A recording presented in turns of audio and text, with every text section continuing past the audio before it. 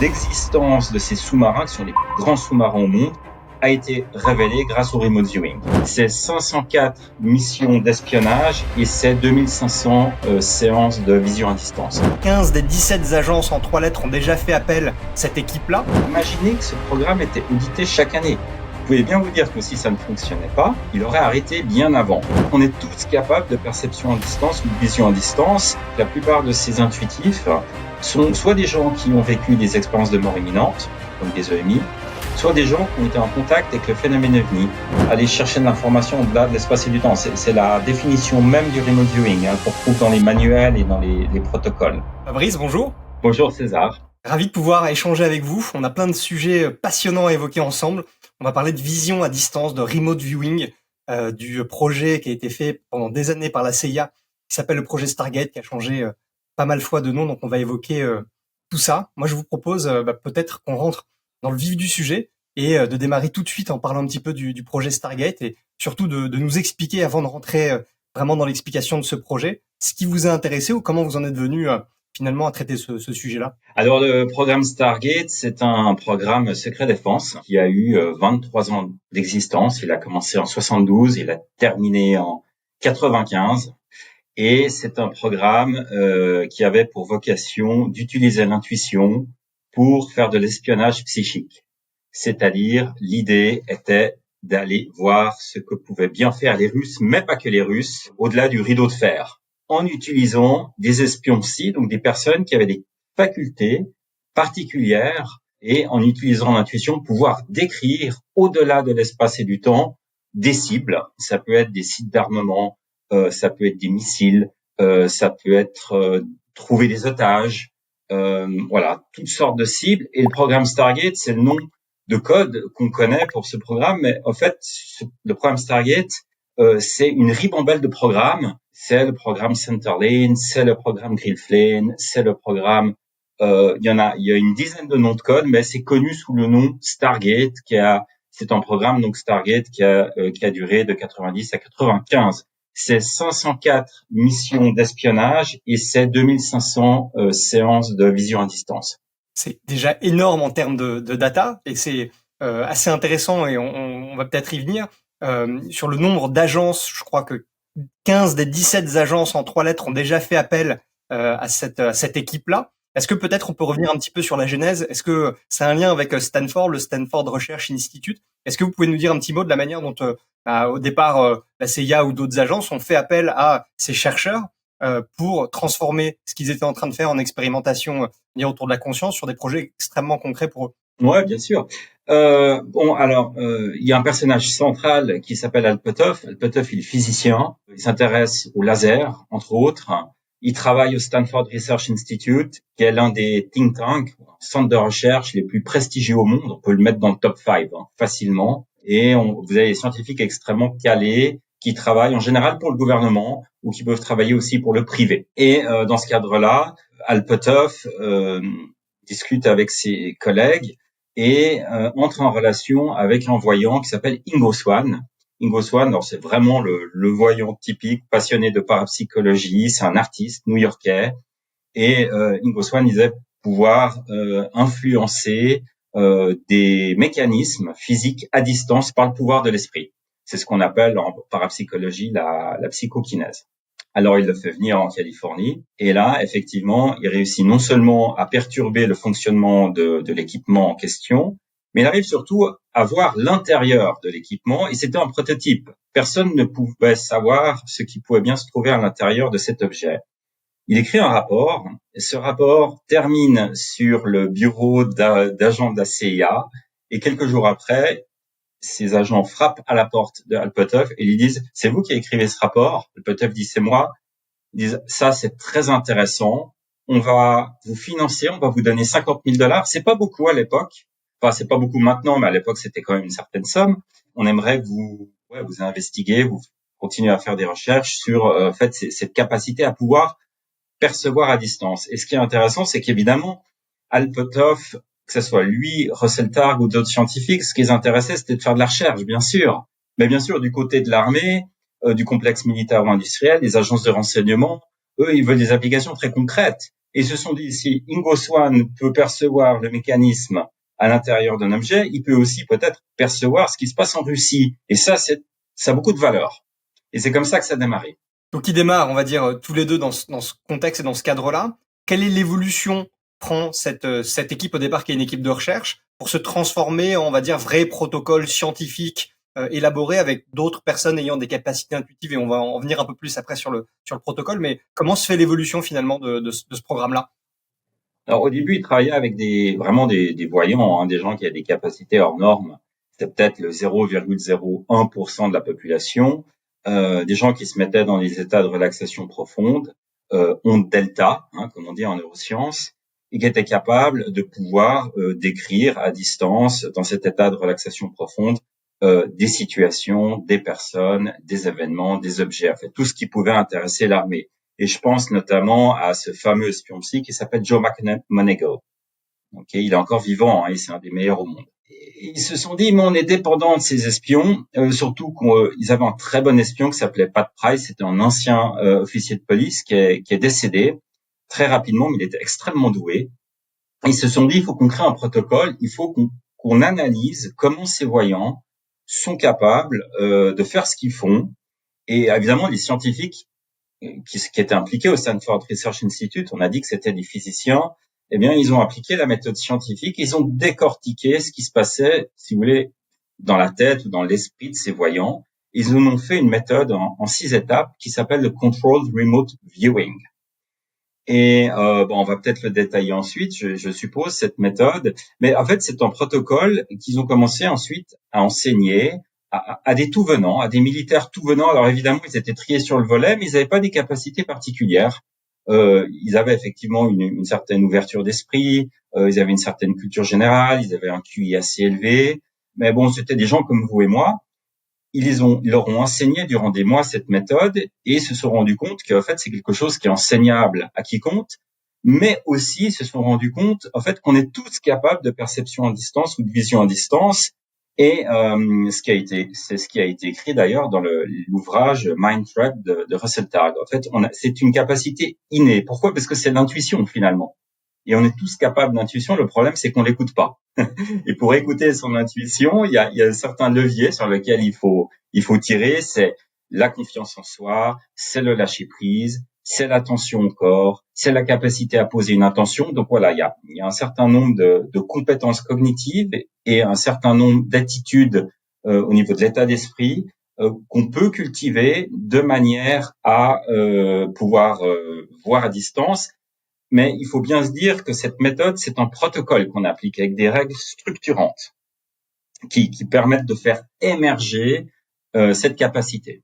Et est-ce que justement, on parle souvent d'inné et d'acquis. Là, en fait, ce que vous êtes en train de nous dire, c'est que on a tous de manière innée cette capacité intuitive, que pour d'autres, ça peut s'acquérir aussi et ça se travaille. Mais par exemple, à la différence d'un Pat Price, d'un Joe McMoneagle ou alors Al Puthoff, je sais pas si lui pour le coup plus la partie tête chercheuse, j'allais dire, de ce protocole-là. Est-ce que ça veut dire que n'importe qui avec énormément de pratique peut atteindre le même niveau que des voyants ou des gens ayant déjà des capacités, on va dire, psychiques ou intuitives très très fortes, ou là aussi, un petit peu comme dans tout, le phénomène un peu épigénétique, la pratique va faire en sorte qu'on peut avoir une intuition de plus en plus forte, mais sans forcément avoir le même niveau que des gens qui seraient des intuitifs nés.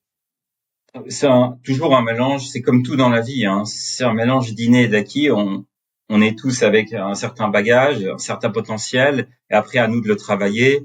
C'est ce qu'on voit en sport, effectivement, pour être un joueur comme Roger Federer, je dis ça parce que je suis suisse, mais il faut déjà une bonne prédisposition au niveau de l'inné. Puis ensuite, bien sûr, ça suffit pas, c'est beaucoup d'entraînement, c'est beaucoup d'acquis.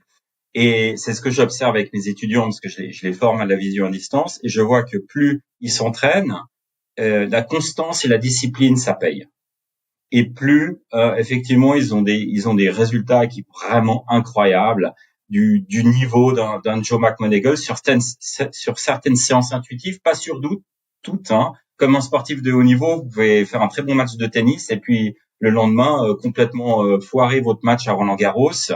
On n'est pas des machines, on est des êtres humains. Mais oui, si vous analysez sur le temps long et vous regardez, si vous voulez, la moyenne et la tendance et la dynamique, vous voyez une amélioration, ça c'est clair. Donc c'est quelque chose qui s'apprend, c'est quelque chose qui s'enseigne et c'est quelque chose en fait avec lequel on progresse.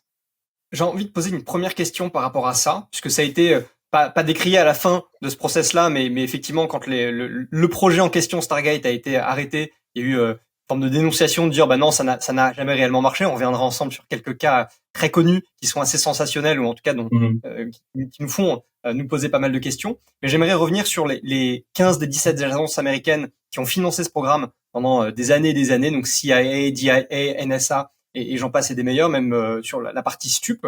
Qu'est-ce que ça peut nous dire finalement d'un programme de ce type, de savoir qu'il a été financé pendant des années et des années par plus de 15 des 17 agences de renseignement américains? Sachant que vous l'avez dit tout à l'heure, alors au-delà même du fait de $50,000 qui soit une somme plus importante que ce qu'elle n'est aujourd'hui, finalement c'est un rapport qualité-prix qui est hors norme, d'avoir quelqu'un d'intuitif qu'on va entraîner. Il n'y a pas de coût de production d'énormes machines, il n'y a pas d'industrialisation de grosses usines. Donc finalement, ils avaient tout bénef à essayer de continuer ce type de programme. Oui, et d'ailleurs, il le continue.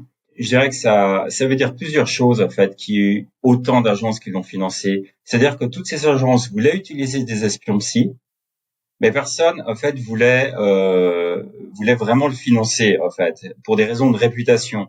Il faut savoir qu'aux États-Unis, il y a un groupe qui s'appelle le Collins Group, le groupe de Collins, qui sont des religieux fondamentalistes.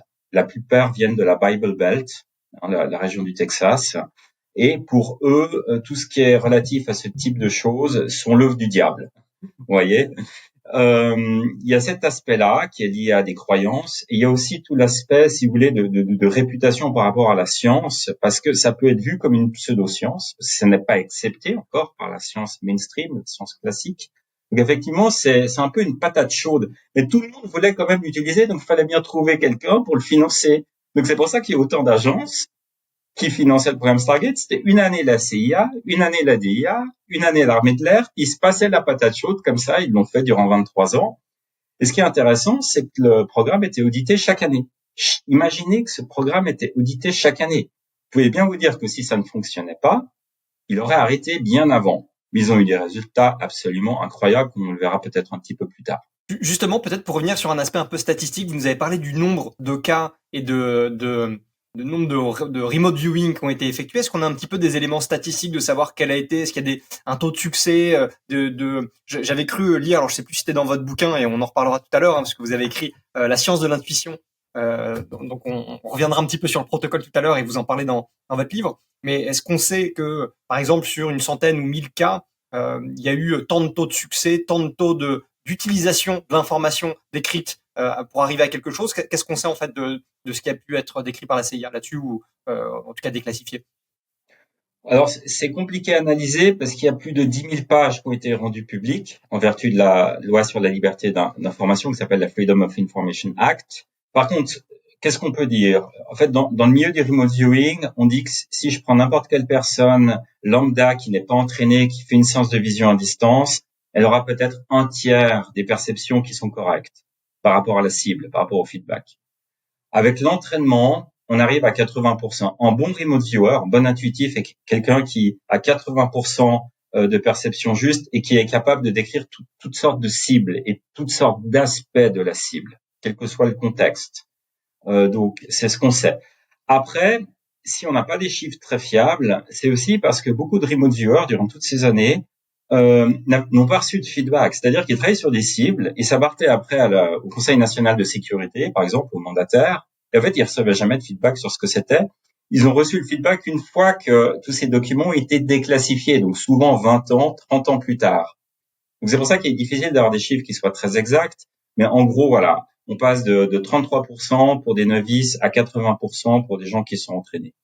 Ce qui paraît déjà dingue, c'est que j'avais cru lire quelque part que l'aspect motivation pour chaque expérienceur va être de plus en plus importante en fonction de sa capacité à avoir des résultats, qu'ils avaient sur des sujets ou des problématiques du quotidien énormément de résultats. Et par contre, dès qu'effectivement ils traitaient des sujets pour les agences de renseignement, et tentaient que ce soit une mission secrète et qu'ils n'en aient pas à en savoir, puisque c'est la typologie d'information, forcément ils sont un peu frustrés de se dire on travaille dans le vide, et donc même eux ça devait, j'allais dire, jouer un petit peu sur leur motivation et leur niveau de lâcher prise ou de concentration potentielle. Ah ouais, vous avez raison, César, effectivement, oui, oui. Moi, si je fais, si je fais travailler mes étudiants comme ça, je peux vous dire que ça va être problématique. C'est-à-dire que quand vous faites une séance de vision à distance, ça peut durer entre une demi-heure et 1 heure et demie, 2 heures. pour les professionnels. Hein. Il y a des gens qui sont professionnels, hein, qui font ça de manière professionnelle. Eh bien, effectivement, imaginez que vous travaillez 2 heures sur une cible et puis vous avez jamais de retour. Bah oui, c'est pas très motivant. C'est sûr. Ouais, c'est sûr. Ce que je vous propose, c'est peut-être qu'on aborde justement, pour là aussi rentrer dans le vif du sujet, quelques-uns des cas assez incroyables, parce que les gens qui nous écoutent et qui découvrent ce dont on parle vont se dire oui, c'est du pipeau, moi j'y crois pas du tout, je suis très rationnel, etc. Alors moi aussi je suis très rationnel, j'ai bossé dans le milieu de l'informatique avec plein de développeurs, donc on peut pas faire, j'allais dire, plus rationnel que le code informatique. Maintenant, peut-être pour parler de certains des cas, je crois que Joe McMoneagle a pu faire avec le cas du sous-marin Typhoon soviétique. Ça, c'est un cas qui a été un marquant important dans les expériences et qui est souvent relaté. Est-ce que vous pouvez nous en dire un mot? Je vais juste rebondir sur cet aspect rationnel. En fait, moi, je suis quelqu'un de très rationnel aussi, et c'est pour ça que je m'intéresse au remote viewing. Parce que c'est un protocole, parce que ça a été développé à Stanford, et parce que ça a été utilisé pendant plus de 20 ans par l'armée de l'air, par l'armée américaine. Donc, pour moi, ça, c'est gage de sérieux. C'est aussi simple que ça, en fait. Ouais. Oui, le cas du Typhoon. Alors, c'est un cas très connu en remote viewing, en cas d'école. On est en 79. Vous avez un avion espion, c'est peut-être le U-2, qui photographie un hangar Sibérie à je sais plus combien de kilomètres de la mer, de l'embranchement de la mer, et ils disent on aimerait savoir ce qu'il y a dans cet hangar. Joe McMoneagle, alors il n'a pas utilisé la méthode que j'enseigne, hein, il a fait vraiment ce que j'appelle freestyle, de manière totalement naturelle, en relaxation profonde. Il se concentre, il pose son intention, il visualise un énorme sous-marin avec quelques particularités qui n'existaient pas à l'époque pour les sous-marins. Et il fait ses croquis. On trouve tout ça sur les archives du programme Stargate. Hein. J'insiste là-dessus. C'est accessible dans le domaine public. Et tout ça est envoyé ensuite au Conseil national de sécurité. C'est pas n'importe quoi le Conseil national de sécurité. Hein. C'est une branche de l'exécutif. Et là, les gens qui reçoivent le rapport se tordent de rire en se disant mais ils sont complètement frappés, cette équipe d'intuitifs du programme Stargate. On peut pas imaginer un tel sous-marin. Ça ne peut pas exister. Donc, ils lui donnent ses feedbacks et lui disent, mais est-ce que tu peux pas te concentrer, je crois, 180 jours après et voir ce que tu perçois? Et là, il perçoit effectivement le sous-marin qui est lancé en mer, qui est mis en mer.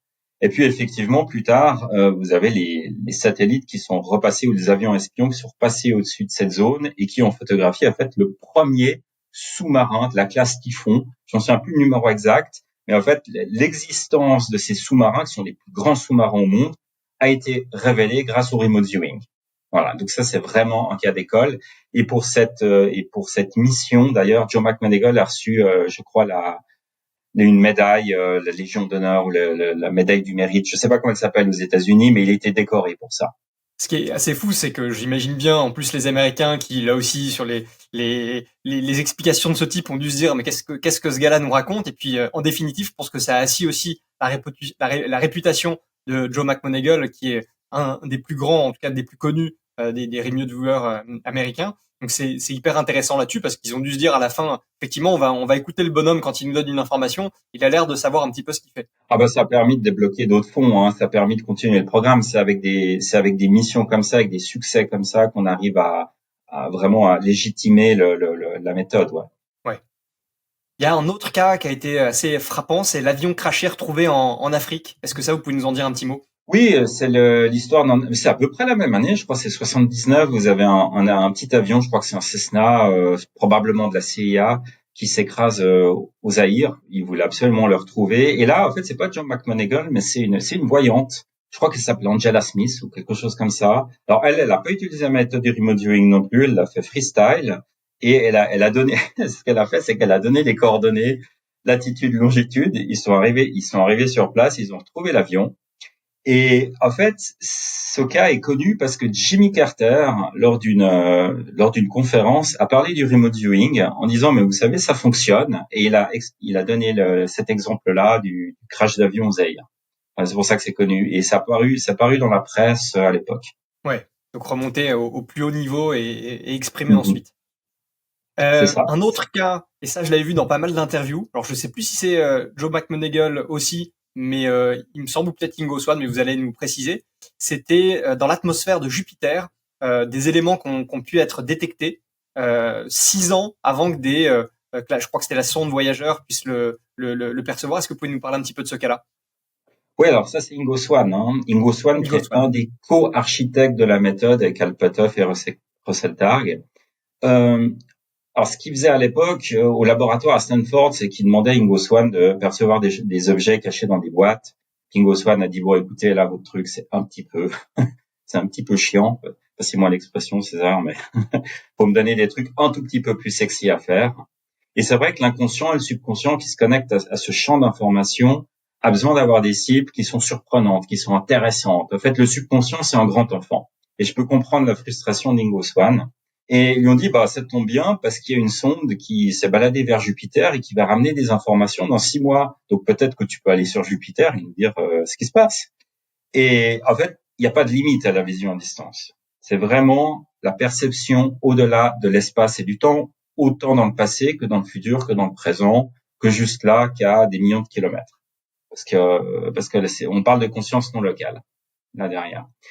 Et il a donné, je crois, une liste de 12 ou 13 propriétés qui étaient inconnues sur Jupiter. Alors, il y a ces histoires de cristaux, mais ce qui m'a, moi, le plus frappé, c'est qu'il a décrit des anneaux autour de Jupiter. Et on sait tous que les anneaux sont autour de Saturne, et pas de Jupiter. Bah, en fait, figurez-vous que oui, il y a des anneaux qui sont autour de Jupiter, et il a pu les décrire. Ce qui semblait complètement improbable à l'époque. Et donc ça, évidemment, quand lui fait cette annonce-là, eux sont dans l'attente de la sonde voyageur et du retour des images. Et quelle est leur réaction? Est-ce qu'il y a eu des informations là-dessus sur le fait de dire, bah voilà, les informations données par avant, c'était concomitantes avec ce qui nous a été rapporté? Oui, alors je sais pas en détail ce qu'ils ont fait de cette confirmation, mais c'était au tout début du programme Stargate, donc je pense que ça a permis de nouveau effectivement d'asseoir l'existence de ce phénomène de conscience non locale et d'être capable d'aller chercher de l'information au-delà de l'espace et du temps. Alors je reste dans l'espace et on reviendra sur les autres cas concrets d'autres agences juste après, mais est-ce qu'il a parlé d'autres types d'exploration à distance, en voyage à distance spatiale, que ce soit sur Mars, sur la Lune ou sur d'autres, peut-être même constellations? Parce que j'ai envie de dire, si c'est le subconscient et que c'est un grand enfant, il a envie d'aller très très loin si jamais il n'y a pas de frontières autour de la localité. Bah, Ingo Swann a écrit un livre très controversé, très particulier, qui s'appelle Pénétration. Ingo Swann, c'est un mec sérieux, mais quand vous lisez ce livre, vous savez pas quoi en faire. Bah, c'est tellement extraordinaire ce qu'il raconte. En gros, il raconte qu'il est à New York, il se fait enlever par 2 agents des services secrets. On lui bande les yeux, on l'amène dans un sous-sol, il fait 2-3 heures de voiture dans un sous-sol, et là, on lui demande d'aller voir sur la face cachée de la Lune, et il décrit une activité extraterrestre. Voilà. Donc c'est pas une fiction a priori. Il décrit une base lunaire, il décrit des activités, etc. C'est très très particulier comme livre. Et je dois dire que même au sein du programme Stargate, vous avez en fait, il y a 3 rôles dans les programmes Stargate. Vous avez les gens qui préparent les cibles, vous avez des gens qui font les séances de remote viewing, on a parlé, et puis vous avez les gens qui analysent, n'est-ce pas, ces séances. Parce que quand vous êtes intuitif, quand vous faites la séance, vous ne devez pas analyser votre propre séance. Parce qu'il y a des biais, évidemment, biais de confirmation et j'en passe. Puis ensuite, on a eu un certain nombre d'analystes et de gens qui préparaient les cibles, qui étaient passionnés par les phénomènes aériens non identifiés, les PAN, donc les ovnis à l'époque, et puis qui ont donné un certain nombre de cibles de nature ufologique. Et l'une d'elles, et c'est le nom d'un projet, je crois que c'est le projet 9100, quelque chose comme ça, où ils ont demandé à des intuitifs, dont Joe McMoneagle, de décrire où se trouveraient en fait des bases extraterrestres sur Terre. Et ils ont trouvé, je crois, 5 ou 6 spots. Donc une au Zimbabwe, une autre en Alaska, une autre dans les Pyrénées espagnoles, etc. Donc très vite, avec le remote viewing, on est parti dans l'espace. Et ce qui est intéressant aussi, c'est que la plupart de ces intuitifs sont soit des gens qui ont vécu des expériences de mort imminente, donc des EMI, soit des gens qui ont été en contact avec le phénomène OVNI. Et là, ça me fait penser justement à ce fameux sujet israélien que vous connaissez, Uri Geller, alors qui a fait lui aussi couler beaucoup d'encre, qui est très controversé. Mais lui était un des premiers sujets sensibles, intuitifs, à avoir été invité à Stanford pour faire de la vision à distance. Et on retrouve d'ailleurs sur YouTube ou autre des images d'archives où on le voit décrire de manière quasiment parfaite des cibles cachées. Et si je vais sur Uri Geller, c'est que lui-même a été en contact avec des phénomènes ovnis dans son enfance. Donc en fait, tous ces phénomènes sont reliés. Il faut bien le comprendre. Alors justement, là, on touche du doigt ce qui va faire parfois polémique dans tous ces milieux-là. Ingo Swann écrit ce bouquin, du coup, vous le citiez, Pénétration, on pourra le mettre potentiellement en lien. À ce moment-là, est-ce que les gens se disent il est complètement fou et en fait, certes, il a de l'intuition, il a des capacités, il arrive à voir des choses, mais en fait, il est un peu craqué, il dit n'importe quoi. Ou des gens, en fait, quel a été son taux de succès quand il a décrit tous ces éléments-là? Est-ce qu'il y a des gens qui sont venus débunker certaines de ces expériences de vision à distance sur ces sujets-là, ou personne, mais les gens trouvent ça tellement incroyable qu'en fait, ça le classe de facto parmi les gens qui vont être un petit peu à la limite de ce qui peut être acceptable? Ça dépend à qui vous vous adressez, bien sûr, hein. Euh, alors, par exemple, pour pénétration, effectivement, on peut pas avoir de feedback. Vous comprenez bien. Sur toutes ce que j'appelle ces cibles exotiques, ufologiques, on peut difficilement avoir un feedback finalement. Donc, pour moi, c'est anecdotique en matière de science. C'est à la limite divertissant, mais ça s'arrête là. Après, c'est des bons outils d'exploration. Moi qui suis également ufologue, je l'ai utilisé avec mes étudiants. Je leur donne des cibles, des projets. On a été voir ce qui se passe au col de Vence. Vous connaissez vous savez peut-être que c'est un haut lieu ufologique. Il y a beaucoup d'apparitions, beaucoup de choses qui se passent. Et ils m'ont tous. C'est intéressant parce que je travaille avec 5-6 intuitifs et ils vont tous dans la même direction, sans avoir connaissance l'un des autres des séances des uns des autres. Donc on arrive quand même à obtenir des informations qu'on les croise en plusieurs intuitifs qui vont dans la même direction. Puis c'était effectivement le cas aussi de ce projet de ces bases soi-disant extraterrestres sur Terre. La plupart des intuitifs sont allés dans les mêmes directions et ont décrit les mêmes lieux. Donc c'est quand même très très interpellant et très étonnant. Mais encore une fois, on n'a pas de feedback. Et la méthode du remote viewing est unique pour plusieurs raisons. Et une de ces raisons, c'est qu'on a toujours un feedback. On doit toujours avoir un feedback. Et le but d'avoir le feedback, c'est de pouvoir, une fois qu'on a le feedback, comparer ce qu'on a mis sur la feuille avec le feedback, de manière à voir ce qu'on a perçu de manière correcte et ce qu'on a moins bien perçu, et puis de pouvoir s'entraîner et apprendre, parce que c'est un outil de développement de l'intuition, le remote viewing. C'est pour ça que j'enseigne d'ailleurs, pour développer ces capacités d'intuition. Donc Ingo Swann, je crois que dans la communauté, je dirais des gens qui connaissent ces phénomènes en parapsychologie, ils savent que c'est un mec super sérieux. Moi, j'ai eu l'opportunité d'échanger avec des gens comme Jacques Vallée, peut-être que vous connaissez, qui sont scientifiques, ufologues.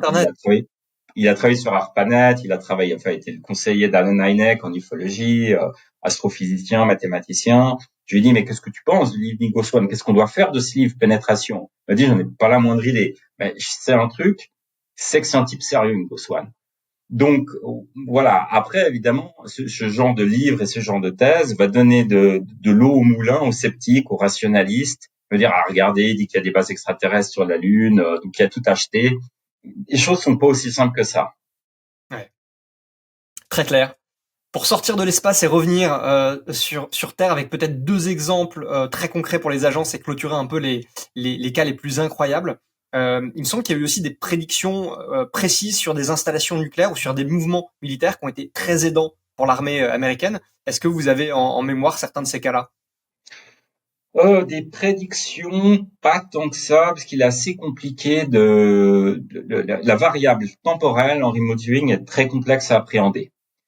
Donc le remote viewing n'a pas été utilisé pour prédire beaucoup, il a beaucoup été utilisé pour décrire des gens, des situations, des objets, retrouver des objets. Mais ça a été utilisé par exemple dans le cadre des narcotrafics dans les années 90. Il y a beaucoup de drogue qui arrivait par bateau dans les ports aux États-Unis. Et puis il fallait se dire on va aller voir vers quel bateau en fait, parce qu'on peut pas inspecter tous les bateaux et tous les mouvements et toutes les transactions. Et c'était un bon outil pour aller chercher ce type d'informations. Intuitivement, ils arrivaient à se connecter au fait de se dire, OK, voilà ma recherche, et donc je vais être emmené. Donc là, on n'est plus sur une localisation en disant, faut regarder ce qu'il y a à l'intérieur de tel endroit, mais plutôt partir de l'objet de la recherche qui va nous conduire au bon endroit. Voilà, c'est ça, tout à fait. Alors oui, mais c'est vrai que le remote viewing peut être utilisé aussi pour voir ce qui se passe dans le futur, n'est-ce pas? Il y a un site qui s'appelle farsight.org qui est géré par un Américain, professeur de mathématiques à l'université, qui s'appelle Courtney Brown. Et lui, ce qu'il a fait durant des années, c'est qu'il a demandé à ses étudiants de prédire quel sera l'événement le plus important le mois qui vient. Donc, si vous voulez, vous aviez, là, on est encore au mois de juin, c'est-à-dire vous avez diffusé à les remote viewers qui disaient voilà ce qui va se passer au mois de juillet. Puis au mois de juillet, on faisait un retour en fait sur les événements en fonction de la couverture médiatique. C'était ça, si vous voulez, l'échelon, l'étalon. L'étalon, c'était la couverture médiatique. Et ça, ils ont pu faire un retour là-dessus pour dire quelle était l'efficacité de ce site ou. Il y a eu alors il faudra aller jeter un coup d'œil sur leur site, mais il y a des résultats qui ont été très concluants, d'autres moins également. En fait, tout dépend de la cible en remote viewing. Vous pouvez avoir une certaine appétence pour certaines cibles et pas d'appétence pour d'autres. Disons que vous aurez plus de facilité à percevoir des cibles que vous appréciez ou qui sont, comme on dit dans le jargon, lumineuses, c'est-à-dire qui vous parlent, qui sont connus. Il y a voilà. Et des fois, vous avez des cibles qui vous parlent pas, et c'est plus compliqué de les percevoir. Voilà. Oui, puis c'est compliqué d'essayer de demander aux gens qu'est-ce qui va les driver dans un premier temps pour pas créer du biais chez eux, faire intégrer le mental dans tout ça. Donc on est toujours un petit peu à la frontière entre ce qui peut plaire intrinsèquement à la personne sans forcément l'orienter en amont pour garder le protocole le plus strict possible. Ouais, alors, en fait, ça paraît complètement contre-intuitif, mais c'est plus facile de partir d'une page blanche que de partir avec un indice. C'est ce qu'on appelle le front-loading. Si je vous dis César, maintenant, votre prochaine cible, c'est un personnage historique français, votre mental, il va se mettre en marche, puis vous allez penser à Napoléon, vous allez penser à toutes sortes de personnages. Ouais. Pour rentrer dans le vif du sujet, parce qu'on parle depuis le début évidemment du remote viewing, de la vision à distance, est-ce qu'on peut rentrer un peu dans le protocole? Et d'abord, quand on parle de ça, parce que pour beaucoup de gens qui nous écoutent depuis le début, on parlait des gens qui avaient des capacités psy très fortes, donc qui sont parfois des médiums, parfois des gens qui ont tout un tas de capacités. On a le sentiment qu'il y a deux types de remote viewing. Ceux pour qui il va vraiment y avoir presque une sorte de déplacement de la conscience, une vraie vision d'être localement à l'endroit, et d'autres où ça va être plutôt j'ai l'impression que c'est ce que vous enseignez, un travail intuitif avec des recherches de sensations. Et donc je suis curieux d'abord peut-être de définir ou de séparer les deux, si jamais il y a deux terminologies un petit peu différentes, et puis évidemment qu'on définisse ce qu'est le remote viewing tel que vous l'enseignez aujourd'hui. Ouais, c'est un très bon point, César, que vous soulevez. C'est pas la même chose. Ce que vous semblez décrire dans un cas, c'est des sorties hors du corps.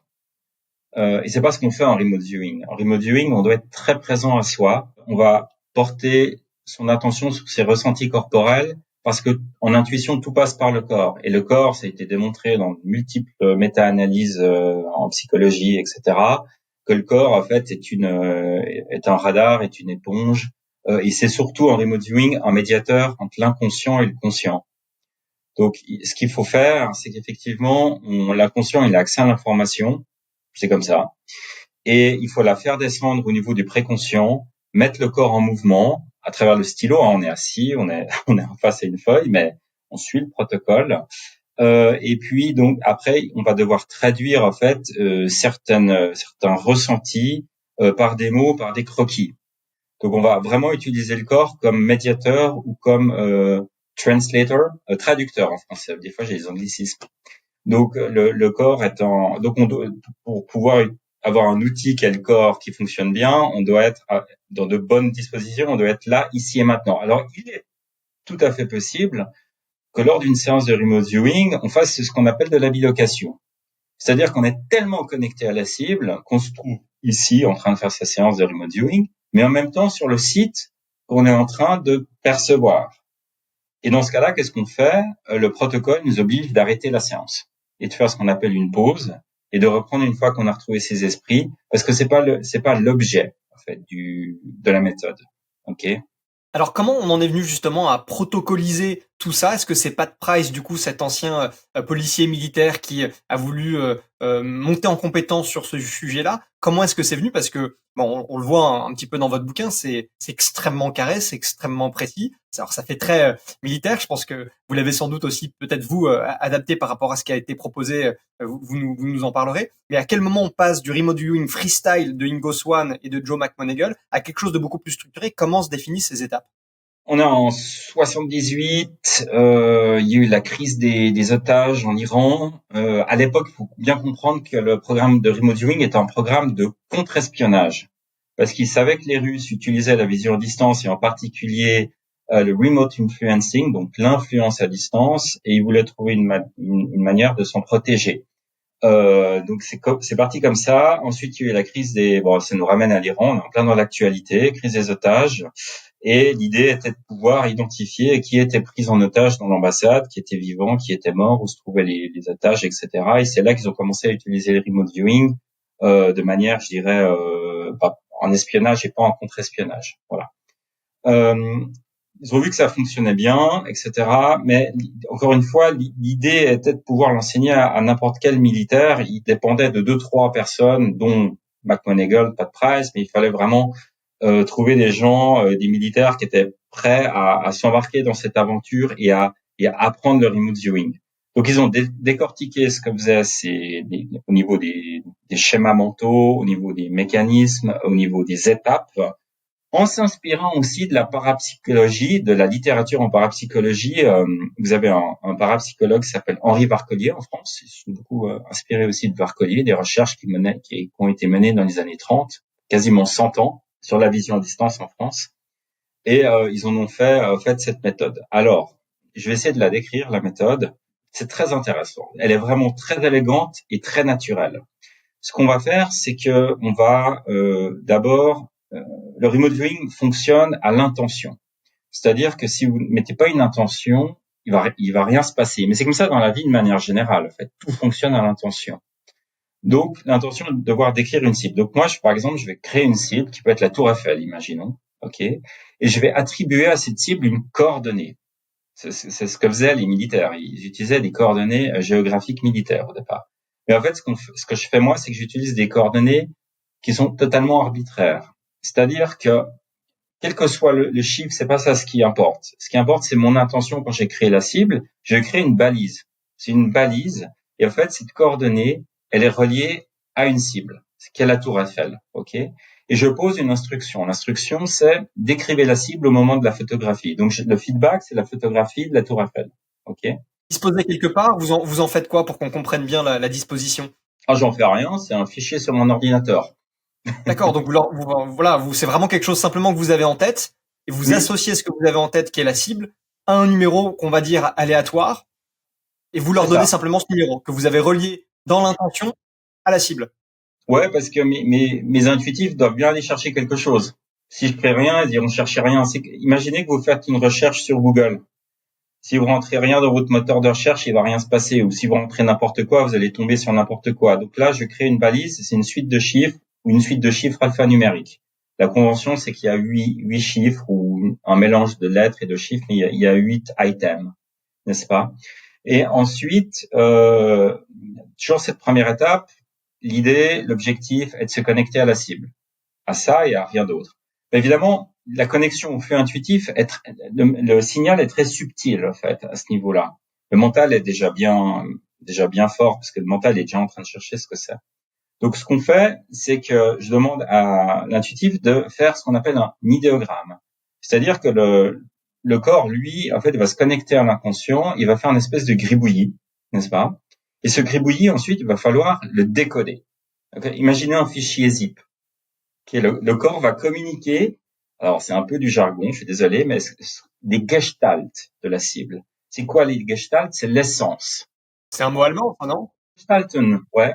Gestalten, c'est la psychologie de la forme, ça date des années 20, c'est Wertheimer, voilà. Et en fait, l'idée derrière la psychologie du Gestalt, c'est de dire que l'être humain, il perçoit d'abord dans sa globalité avant de voir au niveau du détail. Et c'est pour ça qu'on part au niveau très générique, très général au début. C'est-à-dire qu'on cherche juste un petit peu à ressentir s'il y a de l'énergie, la consistance, les températures, les mouvements. Ce genre de choses-là. C'est des choses qu'on peut déjà ressentir et détecter. Donc on s'entraîne, on fait des idéogrammes. La difficulté à ce niveau-là, c'est le lâcher prise. C'est-à-dire que le mental, il veut contrôler. C'est comme ça, c'est l'ego, c'est le mental.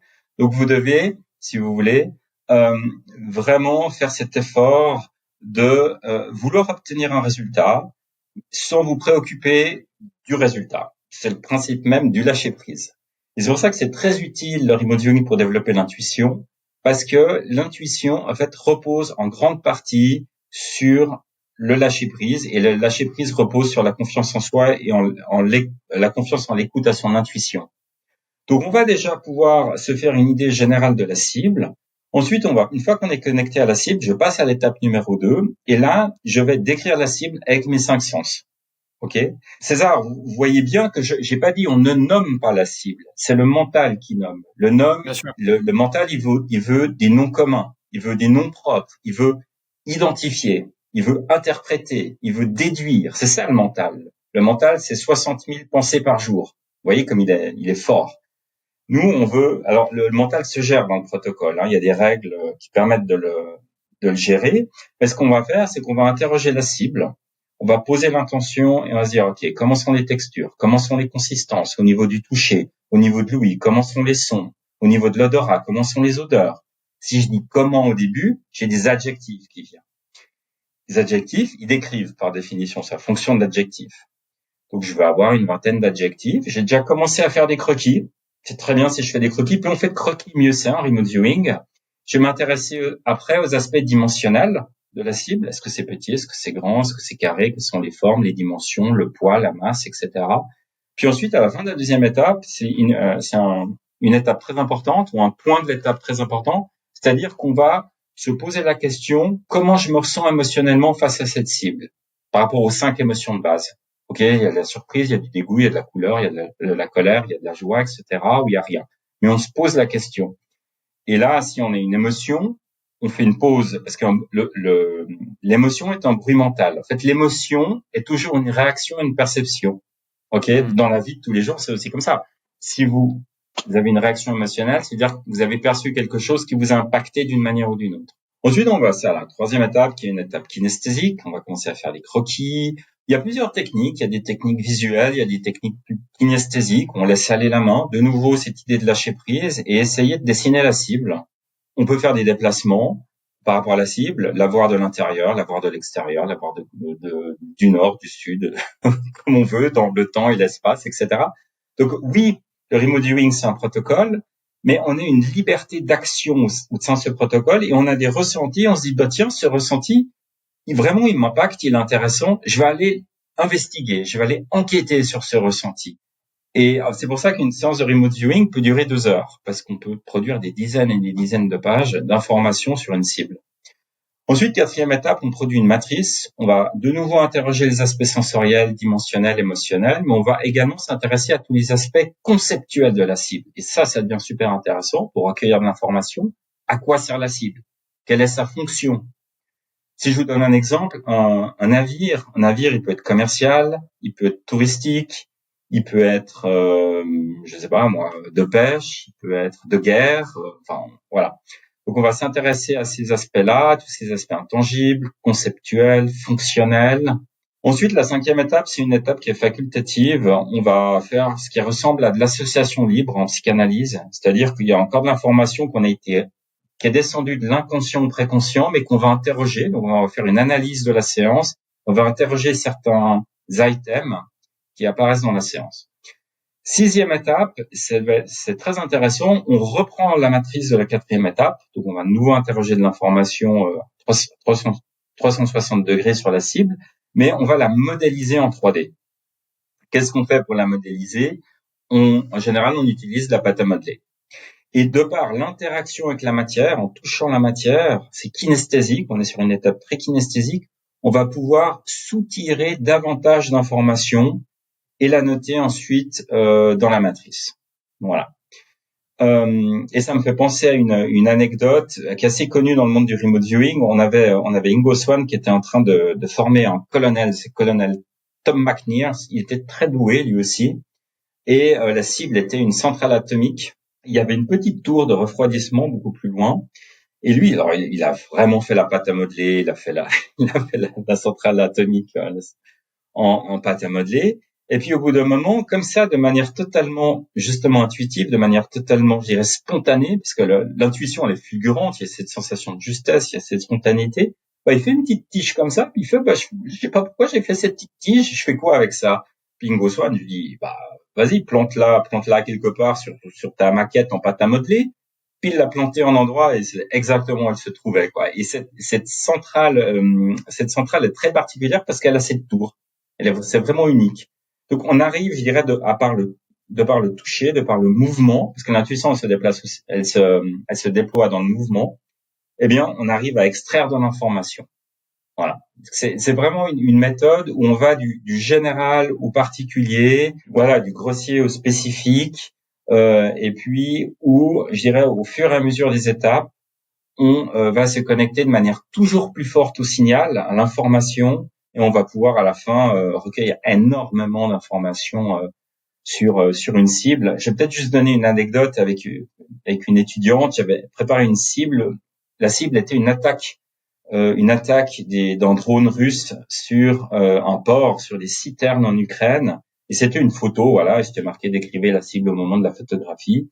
Et j'ai une de mes étudiantes qui alors photographie, qui me dessine des citernes, qui me dessine le drone en train de tirer des trucs dessus, des explosions, elle décrit la terreur, elle décrit tout ce qui se passe, etc. Et puis, sous la colonne intangible, elle me met opération spéciale. Et vient le moment du feedback, je lui montre la cible, etc. Puis je lui dis, mais opération spéciale, tu sais ce que c'est? Elle me dit, non, j'ai aucune idée de ce que ça peut être. Ben, je lui dis, mais pourquoi t'écris opération spéciale? Tu peux pas ça comme ça sur sa séance. Il me fait, je sais pas, c'est un mot, ça m'est venu comme ça à l'esprit. Et César, vous le savez peut-être, mais opération spéciale, c'est le nom que donne Poutine à la guerre qui mène en Ukraine. Et c'est incroyable parce que ça montre qu'on va vraiment aller chercher de l'information qui se trouve pas dans notre cerveau. Tu vois, ce que nous enseigne la science matérialiste, c'est qu'en fait l'intuition, c'est en fait un réservoir d'informations.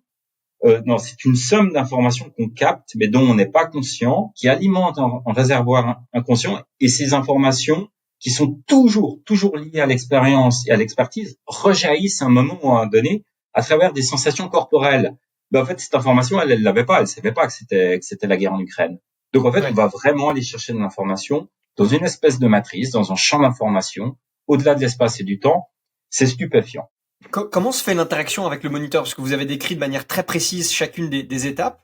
Est-ce que d'abord, certaines personnes peuvent être plus fortes, alors peut-être que le terme n'est pas bien choisi, sur certaines étapes et moins sur d'autres? Et comment se passe l'interaction entre la personne qui avait l'intention? Est-ce que c'est elle qui va dire, OK, quelles sont vos sensations, passer à l'étape d'après? Comment se fait toute... alors, on peut pas parler de guidance, le terme serait mal choisi, mais en tout cas, ce guidage autour de l'expérienceur. Chaque remote viewer a ses forces et ses faiblesses. Quand je mets en place des projets, je sais par exemple que tel remote viewer est très fort pour décrire les choses au toucher. Un autre remote viewer sera très fort avec les émotions. D'autres sera très fort avec les éléments conceptuels. Donc, je connais leurs forces, en fait. C'est ça qui est intéressant. Et moi aussi, j'ai mes forces. Je sais que je suis très bon pour les couleurs. Mais dès qu'il y a pour les émotions, je suis moins fort, par exemple. Donc, j'essaye de travailler sur les émotions. Je demande à ce qu'on me donne des cibles émotionnelles pour que je puisse travailler dessus. Alors, dans sa forme la plus pure et idéalement, le remote viewing devrait être fait à deux. C'est juste. Donc, devrait avoir l'intuitif et à côté, une personne qui guide. OK, là, dans le protocole, tu dois faire ci, tu dois faire ça, etc. Là, on n'a pas le luxe. Moi, je peux pas être avec tous mes étudiants et puis être derrière chacun et chacune d'entre elles pour les guider. Donc, ils le font eux-mêmes, mais à force de pratique, on intègre la structure du protocole. On intègre les règles, où mettre l'information sur la feuille, à gauche, à droite, dans quel ordre, comment. C'est des choses voilà, encore une fois, qui s'enseignent et qui s'intègrent. Mais oui, idéalement, on devrait être deux. Ouais. Deux questions qui me viennent à l'esprit quand vous dites ça. La première, c'est comment se passe le débrief. Vous le disiez, c'est très important pour garder la motivation tout à l'heure de finalement voir qu'on a pu réaliser où est-ce qu'on en est par rapport à l'objet de ce qu'on nous a demandé, ou la localisation, ce qu'on a trouvé. Est-ce qu'il y a un débrief qui se fait pour que la personne puisse se dire, OK, bah là, c'est ça qui m'est venu, mais en fait, peut-être que je l'ai mal exprimé sur le papier et que j'ai laissé intégrer du mental et donc peut-être que là, j'aurais dû plus lâcher prise. Et question qui joint ça, c'est finalement, si c'est le fait de laisser venir ce qui vient, qui est purement de l'intuition, et d'écarter toute l'interprétation, toutes les perceptions qui seraient du mental, est-ce qu'il y a d'autres exercices hors le remote viewing et la pratique du remote viewing qui vont pouvoir aider des gens à devenir plus intuitifs, comme par exemple la méditation, comme des zones de concentration intenses sur certains types de sujets? Voilà, qu'est-ce que les gens peuvent faire en général pour ceux qui nous écoutent avant même de se mettre à lire votre bouquin et à essayer cette méthode? Qu'est-ce qu'ils peuvent faire pour améliorer leur capacité intuitive? Ouais, très bonne question. Je vais juste revenir sur la première. ce que je demande à mes étudiants à la fin de leur séance, c'est de faire une synthèse. Donc, un journal de comment ils ont vécu leur séance, en disant voilà, les gestalt c'était plutôt comme ça, j'ai perçu telle couleur, telle dimension, mais bon, j'ai ce bruit mental qui est venu, je l'ai évacué, mais il est quand même revenu même si je l'ai évacué, donc j'ai dû faire une pause, j'ai dû reprendre la séance le lendemain. Il y a telle chose qui est venue, qui est particulier, j'ai eu ce ressenti qui était très fort, etc. Puis c'est des choses que je peux pas forcément moi voir dans la séance. J'ai vraiment besoin d'avoir un commentaire. Après, moi, ce que je fais, c'est que je donne le feedback et je dis voilà le feedback. Qu'est-ce qui te surprend, qu'est-ce qui te parle dans le feedback. Je lui dis ah bah tiens là t'as fait un truc qui est très intéressant, t'as fait un mouvement, t'as été voir la cible de l'intérieur par exemple, mais t'aurais peut-être pu tu vois que t'as ces éléments là qui sont venus dans tes réponses, t'aurais peut-être pu faire quelque chose d'autre qui aurait pu te donner encore plus d'informations sur la séance. Puis c'est aussi un travail d'enquête le remote viewing. Donc c'est comme ça que je le fais. Et puis après pour répondre à la deuxième question dans la question, alors, on peut se préparer une séance de remote viewing en faisant de la méditation. Il y a plein de vertus et même le remote viewing en tant que tel, c'est une forme de méditation. Parce que quand vous faites du remote viewing, vous êtes dans l'instant présent. Vous pouvez pas faire autrement parce que vous posez une intention et puis vous devez vous concentrer sur vos ressentis corporels et vous concentrer ensuite sur la structure du protocole. Donc, vous pouvez pas faire autrement.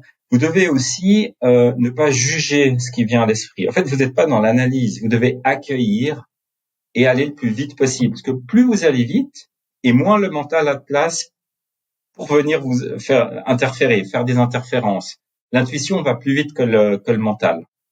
Donc, il faut vraiment essayer d'accueillir les informations, de ne pas juger, ne pas être un juge, être dans l'accueil, dans le non-jugement. Et c'est ce qu'on fait en méditation de la pleine conscience, c'est-à-dire qu'on se concentre en général, là aussi il y a l'intention, on pose son attention par exemple sur sa respiration, hein, c'est le plus basique, et puis après on peut faire un body scan en se concentrant sur ses ressentis, je dirais sur ses pieds, sur ses jambes, sur son torse, sur sa gorge, sa tête, etc. Donc c'est très très proche. Après la méditation, ça convient pas à tout le monde. Moi, je suis pas un grand méditant. Alors moi, ce que je fais, par exemple, c'est de la guitare. Et pourquoi la guitare, ça m'aide? Ça m'aide parce que je dois poser mon intention sur ce que je fais avec mes petits doigts, quand même. Voilà. Je dois aussi poser mon attention sur mon corps, sur mes sens. Je mets mes doigts en mouvement, je mets mon corps en mouvement. Je suis en alerte, je suis concentré. Et tout ça, ça aide. Voilà, le fait d'être concentré, d'être focus, de porter son attention sur son corps et sur ses sensations, et puis d'être dans l'instant présent. Donc, il y a une idée de se mettre en mouvement, il y a une idée aussi de porter son attention sur son intériorité. Et là, je pense que c'est un bon échauffement pour faire du remote viewing. Justement, est-ce que le meilleur moyen d'améliorer sa capacité intuitive pour le remote viewing, c'est de s'entraîner au remote viewing, ou ça peut être et de s'entraîner au remote viewing et de tout faire pour être dans l'instant présent, que ce soit de la méditation, de la guitare ou quelque chose qui nous ancre sans finalement utiliser le mental? Ouais, les deux, je dirais que les deux sont complémentaires. Après, le remote viewing, ce qui est intéressant, c'est qu'on va vraiment travailler sur tous les aspects de l'intuition. J'ai mentionné déjà la confiance, j'ai mentionné le lâcher prise, mais il y a aussi le détachement par rapport à l'ego qui est important en remote viewing. C'est-à-dire qu'en remote viewing, on doit tout mettre sur la feuille, en fait. Si vous le mettez pas, ça compte pas. Et on se prend des claques des fois. On peut être complètement à côté d'une cible. Donc ça apprend aussi, je dirais, à gérer son ego et puis à faire la différence entre ce qui relève du mental et de l'intuition. Parce que souvent, on ne sait pas si c'est une intuition ou du mental dans la vraie vie, hein, on hésite. C'est une très bonne méthode pour apprendre à faire la distinction. Et puis c'est pour ça que c'est un outil de connaissance de soi. On apprend à se connaître en faisant du remote viewing. Et après, je dirais, on peut le déployer au quotidien finalement. Moi, je suis dans les ressources humaines à la base. Je suis un professionnel des ressources humaines. J'ai fait 25 ans de recrutement. J'ai une demi-heure pour me faire une idée des gens. C'est pas beaucoup. Alors, j'ai ma grille d'analyse rationnelle, cartésienne, mais j'aime bien sentir les gens. En fait. Et c'est pour ça que j'ai aussi appris le remote viewing. C'est une des raisons pour être plus intuitif au travail. Mais le remote viewing va se permettre aussi à développer la capacité à poser une intention, à maintenir une intention, à se concentrer sur ses ressentis, comme je le disais avant, et puis aussi à se concentrer sur la structure du protocole, parce que, on dit qu'on a un cerveau gauche et un cerveau droit, c'est un peu vrai, même s'ils communiquent entre eux, c'est pas aussi simple que ça. Mais en fait, tout a été pensé de manière extrêmement scientifique dans le protocole. C'est-à-dire que vous allez mettre le cerveau gauche au service du cerveau droit. Le cerveau gauche, je rappelle, c'est le cerveau rationnel. Le cerveau droit, c'est le cerveau holistique, intuitif. Et en fait, quand votre cerveau il est concentré sur la structure du protocole, en fait, il est pas occupé à vous polluer, à analyser la séance. Vous l'occupez, vous lui donnez déjà un petit os à ronger. Et c'est là, ça va vous laisser de la bande passante pour pouvoir accueillir l'information, le signal intuitif qui est très subtil et qui est très, très fin. Voilà. Justement, vous en parliez un petit peu tout à l'heure sur un passage, mettons, de 30% à 80% après pas mal d'entraînement. Est-ce qu'aujourd'hui, il y a des études spécifiques qui ont été faites sur le remote viewing et qu'est-ce qu'en dit la science? Parce que il y a toujours cette question de reproductibilité dans des conditions similaires alors que les gens ont on parlait d'inné d'acquis, des compétences, on va dire, différentes. Comment tout ça fonctionne au niveau de la science et de la documentation scientifique? Ah, c'est une bonne question. Bon, déjà, le remote viewing, c'est un sujet brûlant, donc tous les scientifiques ne veulent pas s'y coller. Ce qui me fait dire que les gens me disent oui, mais le programme s'est arrêté. Donc ça prouve bien que ça marche pas. C'est complètement débile comme raisonnement, bien sûr. Hein. Le programme a duré plus de 23 ans, donc c'est bien la preuve justement qu'il a fonctionné. Pourquoi est-ce qu'ils l'ont arrêté? Et je vais répondre à votre question, César. Hein. Ils l'ont arrêté parce qu'il y avait des fuites, vous voyez. Et puis c'est ce qu'ils font en fait dans les agences de gouvernement. Ils changent tout le temps le nom de code déjà pour brouiller les pistes. On l'a vu, ils l'ont changé une dizaine de fois dans le cadre du programme Stargate. Mais surtout qu'au bout d'un moment, ils l'arrêtent officiellement et puis ils le reprennent de manière officieuse. Parce que le remote viewing, ils l'utilisent toujours. Hein. Et on le sait, on a des preuves d'ailleurs, à travers d'autres documents déclassifiés. Donc ça veut bien dire que ça fonctionne. Et puis ça veut dire aussi, comme vous l'avez dit, que c'est une méthode qui coûte pas cher, qui est indétectable. C'est une méthode, en complément des méthodes de renseignement traditionnelles, c'est une très bonne méthode. Donc, quand ils voulaient arrêter le programme Stargate, ils se sont dit bon, on peut pas l'arrêter comme ça, donc on va demander à une boîte de faire un audit, hein, c'est ce qu'ils font en général, de nouveau, et ils ont demandé à une boîte qui s'appelle AIR, je sais plus l'acronyme, mais bon, enfin voilà. Et il y a 3 scientifiques, et puis en fait c'est drôle parce que ils ont un de ces scientifiques, c'est Jessica Hutt. Jessica Hutt, c'était je crois l'université de Californie. Enfin, c'est une sommité en matière de statistiques, quoi. Vraiment, ça rigole pas. En fait, elle arrivait à la conclusion que oui, statistiquement, il y a un effet. Il y a un effet, ça fonctionne. Il y a quelque chose de l'ordre du paranormal dans le remote viewing qu'on ne peut pas expliquer, et ça peut pas s'expliquer par le hasard, voilà, ou par une méthodologie défaillante. Donc ça, c'est la première chose qui est apparue en 95. Après, il y a eu d'autres études qui ont été faites qui se contredisent les unes avec les autres, parce que de toute façon, les chiffres, vous pouvez leur faire dire ce que vous voulez finalement. Donc, moi, je m'en tiens aux conclusions de Jessica Hutt, parce qu'elle était justement, elle, mandatée pour faire cet audit, et puis elle a dit que donc elle n'était pas d'accord avec les deux autres, qu'il y avait bien un effet là derrière. Mais bon, vous savez, moi, je pratique le remote viewing depuis plus d'une dizaine d'années. Je connais mes résultats et je vous dis la meilleure façon de prouver que ça fonctionne. Je vais vous donner une anecdote très intéressante. J'ai un ami, c'est un gars super bon. Il a bossé à la NASA, il a travaillé à l'université de Genève, il a bossé au CERN, et il a bossé au Stanford Research Institute. Il savait que j'écrivais ce livre sur la science de l'intuition, sur le remote viewing, et c'est un gars super cartésien, joueur d'échecs de haut niveau, etc. Il se reconnaîtra s'il m'écoute. Et il m'a dit, Fabrice, ton truc de remote viewing, j'arrive pas à y croire. Par contre, le fait que ça ait été développé à Stanford, parce que je sais que Stanford, c'est pas n'importe quoi, ça me fait dire qu'il y a quand même un truc qui est bizarre. Et je lui ai dit, écoute, je vais jamais réussir à te convaincre, mais la meilleure façon de te convaincre, c'est que tu fasses toi-même une séance de remote viewing. Donc, j'ai préparé une cible que j'ai mis dans une enveloppe, il s'est assis à côté de moi et je l'ai accompagné. On a fait les 3 premières étapes. Connexion à la cible, description sensorielle, croquis, dimension, réaction émotionnelle.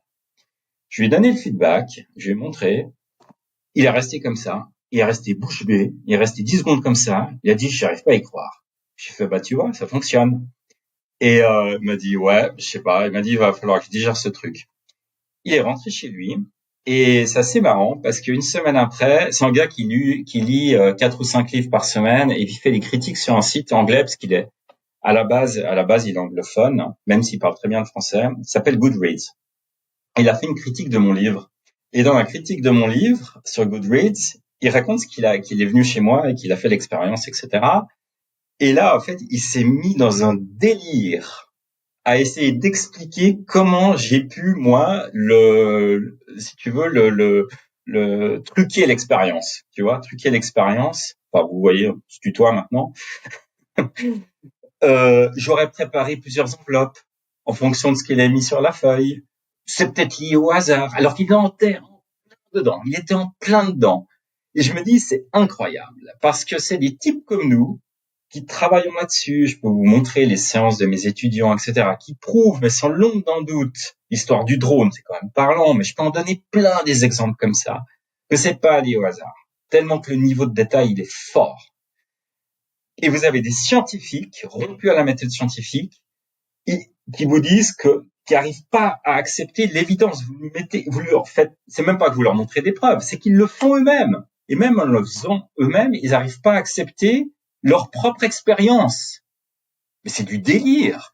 Et ce qui est incroyable, c'est qu'on marche sur la tête, c'est que c'est des gens comme moi. C'est moi qui suis dans une croyance, alors que j'étudie, j'enseigne, je pratique, j'encadre des étudiants. C'est moi qui suis dans la croyance, alors que c'est mon quotidien.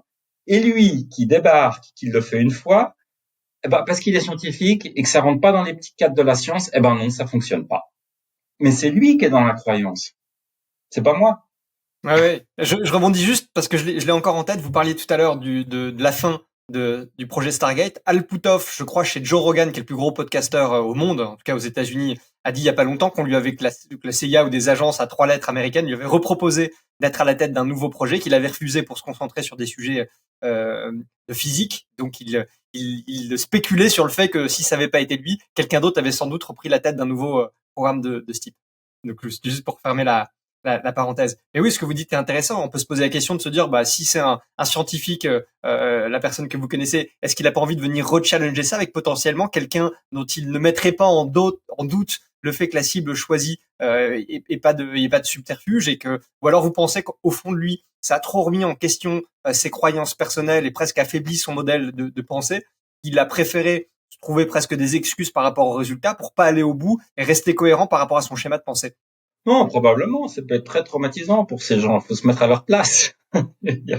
Et ce qui est drôle, c'est ce que je vous ai raconté, mon expérience avec ce scientifique. Al Puthoff a vécu la même chose au début du programme Stargate. Il le raconte dans une conférence qu'il a donnée à l'International Remote Viewing Association. C'est-à-dire qu'il avait fait venir des agents de la CIA et les agents de la CIA l'accusaient de tricher tout le temps. Puis il a recommencé l'exercice 3, 4 fois, 5 fois, 6 fois, jusqu'au moment où l'agent de la CIA il a bien dû admettre que ça fonctionnait. Donc, de toute façon, je suis sûr que si cet ami, bon, je l'ai un peu perdu de vue, bon, c'est pas fâché à cause de ça, on est bien d'accord, c'est la vie qui fait que, voilà, des fois, les chemins s'écartent. Je suis sûr que si je lui refais faire, je pense qu'il acceptera parce que ça reste un gars très sympa, mais je suis sûr que s'il est de nouveau sur la cible, il trouverait une autre excuse. Il y a un proverbe qui dit on n'amène pas à boire un âne qui n'a pas soif. Mais c'est Bien ça. sûr. Au bout d'un moment, c'est comme en ufologie. Je veux dire, vous pouvez apporter toutes les preuves et toutes les informations que vous voulez. Si les gens veulent pas, ils veulent pas. C'est le principe même du dogme et de la foi. Excusez-moi, c'est comme ça.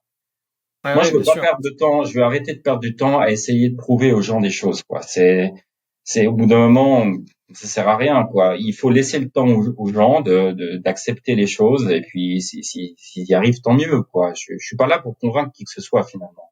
Et au vu des résultats, de la capacité des uns et des autres finalement à pouvoir progresser là-dessus et tenter qu'on n'ait pas tous avec le même accès à notre intuition, pour le dire comme ça, pourquoi est-ce que c'est pas beaucoup plus grand public? Et question un peu sous-jacente, mais bon, on se doute, du coup on spécule, mais avec l'arrière-pensée de se dire que c'est réel, que les États-Unis ont aujourd'hui encore un ou des programmes en lien avec ce type, probablement la Russie et la Chine qui sont toujours en pointe sur ces sujets-là aussi. Est-ce que vous pensez que la France a des programmes de ce type? Est-ce que certains services ont déjà fait appel à vous ou à des intuitifs que vous connaissez? Voilà, qu'est-ce que vous pensez j'allais dire, de la mise à l'échelle un petit peu de ce type de pratique et d'expérience? Alors, pourquoi c'est pas plus grand public? Parce que c'est une méthode américaine, en fait, à la base, et elle n'a jamais réellement été traduite en français. Et c'est l'objet, en fait, de mon livre, La science de l'intuition, c'est que j'ai découvert il y a une dizaine d'années que ça avait jamais été expliqué, quoi. Et moi, j'avais commencé à m'intéresser au sujet quand le programme Stargate a été révélé en 95. J'ai un peu lâché le sujet, je me suis reformé, etc. Je me suis dit, mais c'est criminel, quoi. Il y a personne qui a expliqué cette méthode Il faut que quelqu'un s'y colle et je me suis dit bon, je vais le faire et ça donnait le livre en fait. Donc je crois qu'il y a la barrière de la langue. Alors c'est de moins en moins le cas maintenant parce que je vois que YouTube commence à traduire de manière automatique de l'anglais au français, etc. Donc avec l'intelligence artificielle, on a de plus en plus facilement accès à ce type d'informations. Après c'est 95, mais c'est quand même assez récent finalement, si on veut. Il y a cet aspect-là. Et puis c'est vrai, c'est trop peu connu, quoi. Alors on a Laurent Gounel, fameux écrivain qui a écrit un livre qui s'appelle Intuitio, qui est un roman parce que Laurent Gounel a pris la méthode, il a trouvé ça fantastique, donc il a écrit ce livre Intuitio, qui est un roman grand public, mais ça permet de faire connaître la méthode au grand public, donc c'est une bonne chose, mais ça reste très peu connu. Il y a plein de manières de développer l'intuition. Hein. Moi, j'ai pas de religion là autour. Hein. Il y a des manières qui correspondent mieux à certaines personnes qu'à d'autres. Moi, il m'arrive d'avoir des étudiants qui me disent c'est trop structurant, c'est trop militaire, c'est trop. Alors j'essaye de rendre cool le truc, hein, quand même. Hein, c'est voilà. Mais c'est vrai qu'il y a beaucoup de structure. Moi, ça me convient parce qu'encore une fois, je suis quelqu'un de très rationnel et ça, la structure me rassure. Moi, j'ai besoin de preuves, j'ai besoin de data, j'ai besoin de données, etc. Mais voilà, c'est aussi une méthode qui est exigeante, qui va demander de la pratique, mais qui apporte beaucoup, beaucoup en retour, comme toutes les choses qui sont exigeantes. D'ailleurs, quand c'est trop facile, en général, on ne retire pas grand-chose. Et puis après, pour répondre à la question, est-ce que la France l'utilise? À ma connaissance, non. Des informations que j'ai, parce que j'ai quand même un réseau assez grand. Il y a une personne avec qui j'ai été en contact, qui m'a contacté d'ailleurs, qui prétend avoir travaillé pour le gouvernement, pour la DGSE, je crois, qui prétend avoir fait du remote viewing, mais il apporte aucune preuve à ses dires. Et puis donc moi, étant de nature plutôt méfiante et n'étant pas crédule, j'ai été poli avec lui, j'ai dit que je prenais note, mais c'est arrêté là. Donc, mais bon, je serais pas étonné que la France utilise ce type de méthode. Et je pense que ce serait une grave erreur s'il le faisait pas. Ce serait vraiment une grave erreur pour les raisons qu'on a mentionnées. Hein. Oui, bien sûr. J'avais reçu Olivier Mas, donc ancien cadre de la DGSE, qui dans notre échange, ça avait l'air de pas lui évoquer grand-chose, enfin en tout cas de la manière dont il m'en parlait. Après, on n'a pas nécessairement le droit d'en connaître, puisqu'il est d'usage d'utiliser cette expression. Souhaitons qu'il le fasse au vu du rapport qualité-coût qu'il y a derrière, parce que j'imagine qu'il y a quand même des intuitifs. Est-ce que vous avez une idée? Alors vous parliez de 0,01%. Est-ce que vous avez une idée et d'ailleurs votre ami ancien de la NASA aujourd'hui centre de recherche de Genève a l'air d'être intuitif. Si la première fois sans même entraînement il arrive à être assez précis sur la cible, ça correspond à combien de personnes? Et finalement voilà, c'est ce que vous disiez, à peu près 0,01%, donc une personne sur 10 000 qui serait vraiment intuitif j'allais dire presque de naissance ou avec des capacités assez fortes. Oui, mon ami en question, j'avais pas de doute qu'il allait très bien réussir parce qu'il y a un lien entre le fait d'être un artiste, d'être un créatif. En fait, l'intuition est reliée à la créativité, hein. L'un nourrit l'un l'autre. Donc, c'est quelqu'un qui écrit beaucoup, qui est très créatif, etc. Donc, je n'avais pas de doute qu'il réussisse. Donc, moi, je me suis pas trop fait de soucis pour lui. Après, oui, pour répondre à la question, il y a alors bon, qu'on parle d'un gars comme Joe McConaughey, c'est le top niveau, quoi. C'est le Nadal, le Federer, enfin de mon époque. C'est du tennis. Je prends des exemples Ronaldo, Messi, si vous préférez le foot, voilà. Mais après, vous avez plein de gens qui sont des joueurs de première division, de deuxième division, des intuitifs aussi, qui se débrouillent très bien de cette manière. Mais encore une fois, c'est comme un muscle. C'est que plus vous pratiquez et plus vous obtenez des résultats qui sont bons parce qu'effectivement le mental va lâcher au bout d'un moment. Moi, j'ai vu qu'au fur et à mesure de mes séances, j'ai moins en moins de mental, de ce qu'on appelle des bruits mentaux qui viennent. La structure, au bout d'un moment, je la connais mieux, donc je peux mieux naviguer dans le protocole. Et puis, je me mets surtout moins de pression parce que ça peut être un petit peu intimidant.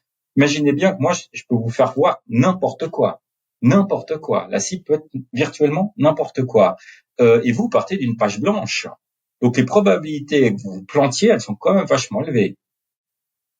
On est bien d'accord. Bah oui. Donc, il faut du cran, il faut du courage, il faut du cran, et puis il faut de l'humilité. Et c'est quelque chose qu'on apprend aussi avec le remote viewing. Et des fois, on est en plein dans une cible. Alors, j'ai donné cet exemple du drone, mais je pensais à une autre séance où c'était une fissure en Islande due à une éruption volcanique. En fait, l'étudiante m'a décrit, m'a dessiné la fissure, des sismographes, et m'a dit que le feedback est une photo prise vue du sol, ce qui était exactement le cas. La première fois qu'on me décrit même l'angle de prise de la photo du feedback. J'étais là, ah ouais, d'accord, ouais, c'est quand même fou, quoi. Mais je peux vous envoyer les extraits des séances, hein, parce que c'est très parlant. Une fois qu'on a les séances devant les yeux, on se dit, ouais, effectivement, ça fonctionne, quoi. Il y a aucun moyen pour elle de tricher, quoi. Moi, le feedback, je le donne après, hein. Et puis là, je peux vous dire, les cibles, je les varie, hein. Une fois, c'est un éléphant, après, c'est un radiateur, après, c'est Jupiter, après, c'est un drôle, ça peut être tout et n'importe quoi, hein. Voilà. Alors, on a pas mal traité du sujet gouvernemental, et j'allais dire, j'espère qu'en nous écoutant, peut-être qu'ils prendront contact avec vous pour voir s'il n'y a pas des intuitifs que ça intéresse pour les intérêts souverains européens et extra-européens avec la Suisse. Mais aujourd'hui, vous, quand vous le faites avec les personnes que vous formez, vous pouvez mettre des exemples ou des choses un peu rigolotes, mais à quoi ça vous sert? Au-delà de développer votre intuition, qu'est-ce que vous allez aller rechercher comme information qui puisse vous être utile d'un point de vue collectif, groupe ou personnel? Bah, je vais vous donner un exemple. J'ai une société qui fait de la recherche assez haut niveau et de pointe qui m'a contacté parce un de leurs spécimens, enfin de leurs outils technologiques a été dérobé par un ingénieur de leur équipe et ils voulaient savoir où se trouve cet objet, une idée générale, soit en Europe, soit aux États-Unis et si possible pouvoir décrire le lieu. Donc moi j'ai mis mon équipe, c'était ces derniers mois, hein, c'est pour ça que cette idée me vient en tête sur le coup. Et c'est incroyable parce que ils savaient pas de quoi on parlait. Hein, mon équipe de remote viewer, j'aurais dit voilà le numéro de la cible, j'ai donné une coordonnée. Ils ont décrit la technologie, donc j'ai donné. Moi je savais pas tout non plus. Hein, ils m'ont pas tout dit bien sûr parce que c'est Bien très sûr. sensible cette technologie, etc. Le gars qui m'a donné le client, il m'a dit ouais alors ils sont en plein dedans là. Je peux vous dire, ils sont vraiment en plein dedans.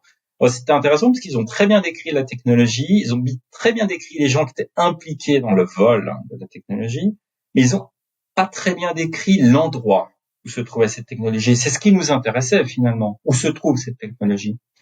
Donc j'ai dû redonner une deuxième cible et cette fois-ci je fais du front loading, c'est-à-dire j'ai donné un indice, j'ai dit bah voilà, vous devez décrire le lieu en fait de la cible, où se trouve la cible.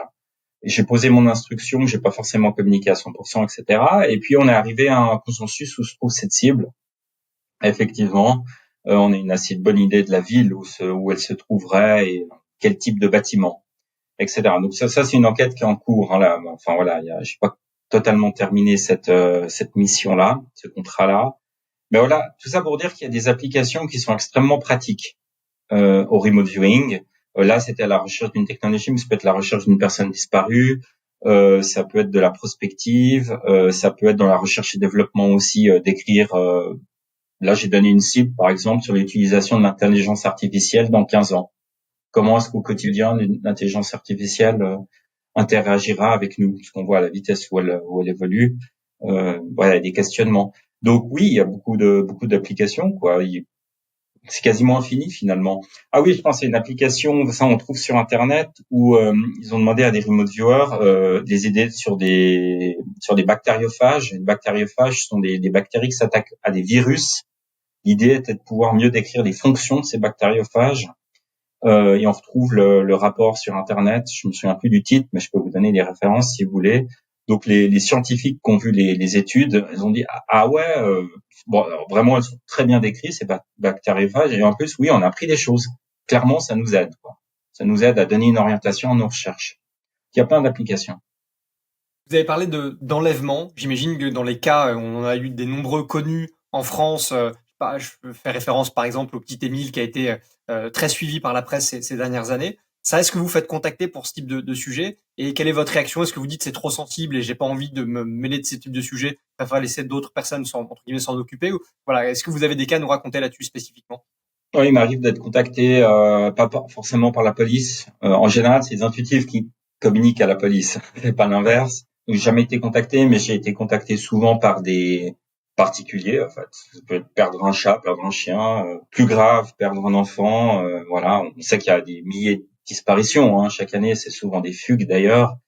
Moi, je préfère ne pas entrer en matière parce qu'effectivement, c'est très sensible. Par contre, pour revenir au cas du petit Émile, c'est intéressant que vous le mentionniez parce que il y a un remote viewer qui s'appelle Ed May. Non, Ed May, oui.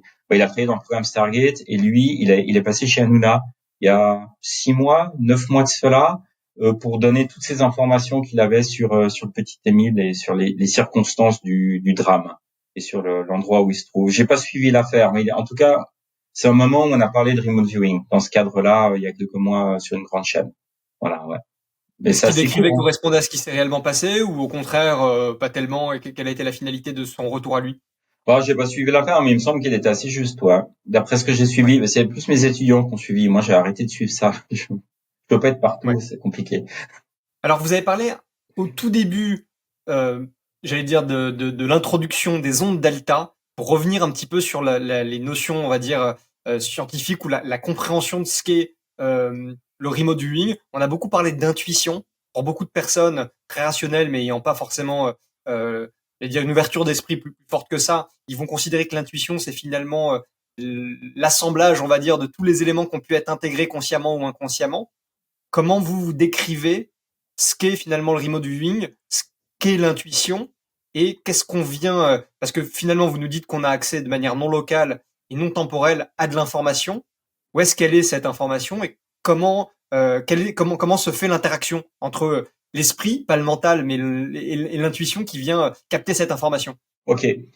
Bon, c'est mon point de vue. Encore une fois, moi, je suis psychologue de formation. Je suis pas scientifique. Pour moi, il y a deux formes d'intuition. Une intuition, effectivement, c'est celle qui est acceptée par les neurosciences, où on va capter plein d'informations de manière inconsciente, et ces informations, en fait, vont alimenter, ces sensations vont alimenter un réservoir inconscient, et puis elles vont rejaillir.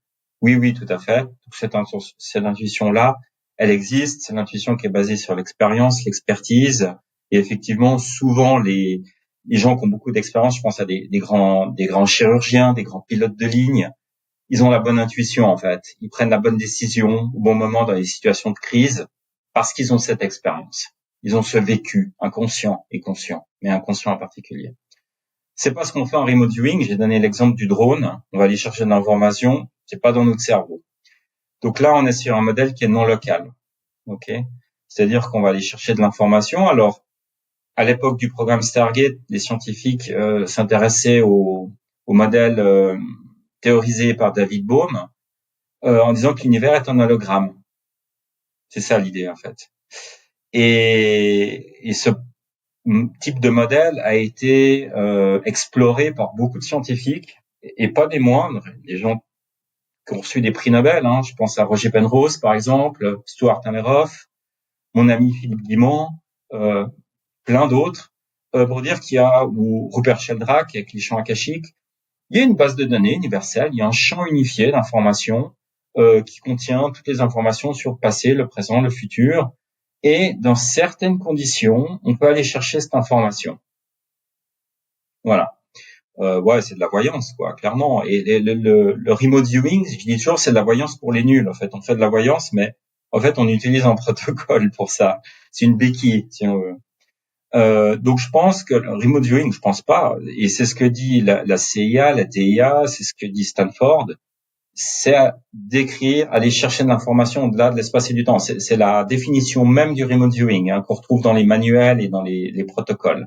Après, l'armée, il a trouvé son compte, parce que ça fonctionnait, ils l'ont utilisé pendant 20 ans. Après, si vous allez voir maintenant le cut-off et vous lui demandez, mais comment ça fonctionne? En fait, on en a toujours, grosso modo, aucune idée. On sait que ça fonctionne. Alors, il y a des modèles qui l'expliquent. Je trouve qu'il y a un parallèle, une analogie très claire avec la physique quantique, la mécanique quantique, donc la science de l'infiniment petit.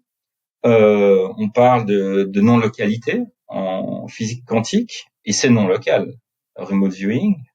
C'est-à-dire, j'ai donné une petite analogie, hein, c'est le processus, c'est le phénomène d'intrication quantique. Hein. Je prends deux particules, je les mets en connexion, je les sépare, et ensuite je tape sur cette particule et l'autre va réagir de manière instantanée à ce qui se passe sur l'autre particule au-delà de l'espace et du temps, plus vite que la vitesse de la lumière. C'est pour ça que ça rendait Einstein complètement fou, cette histoire, quoi.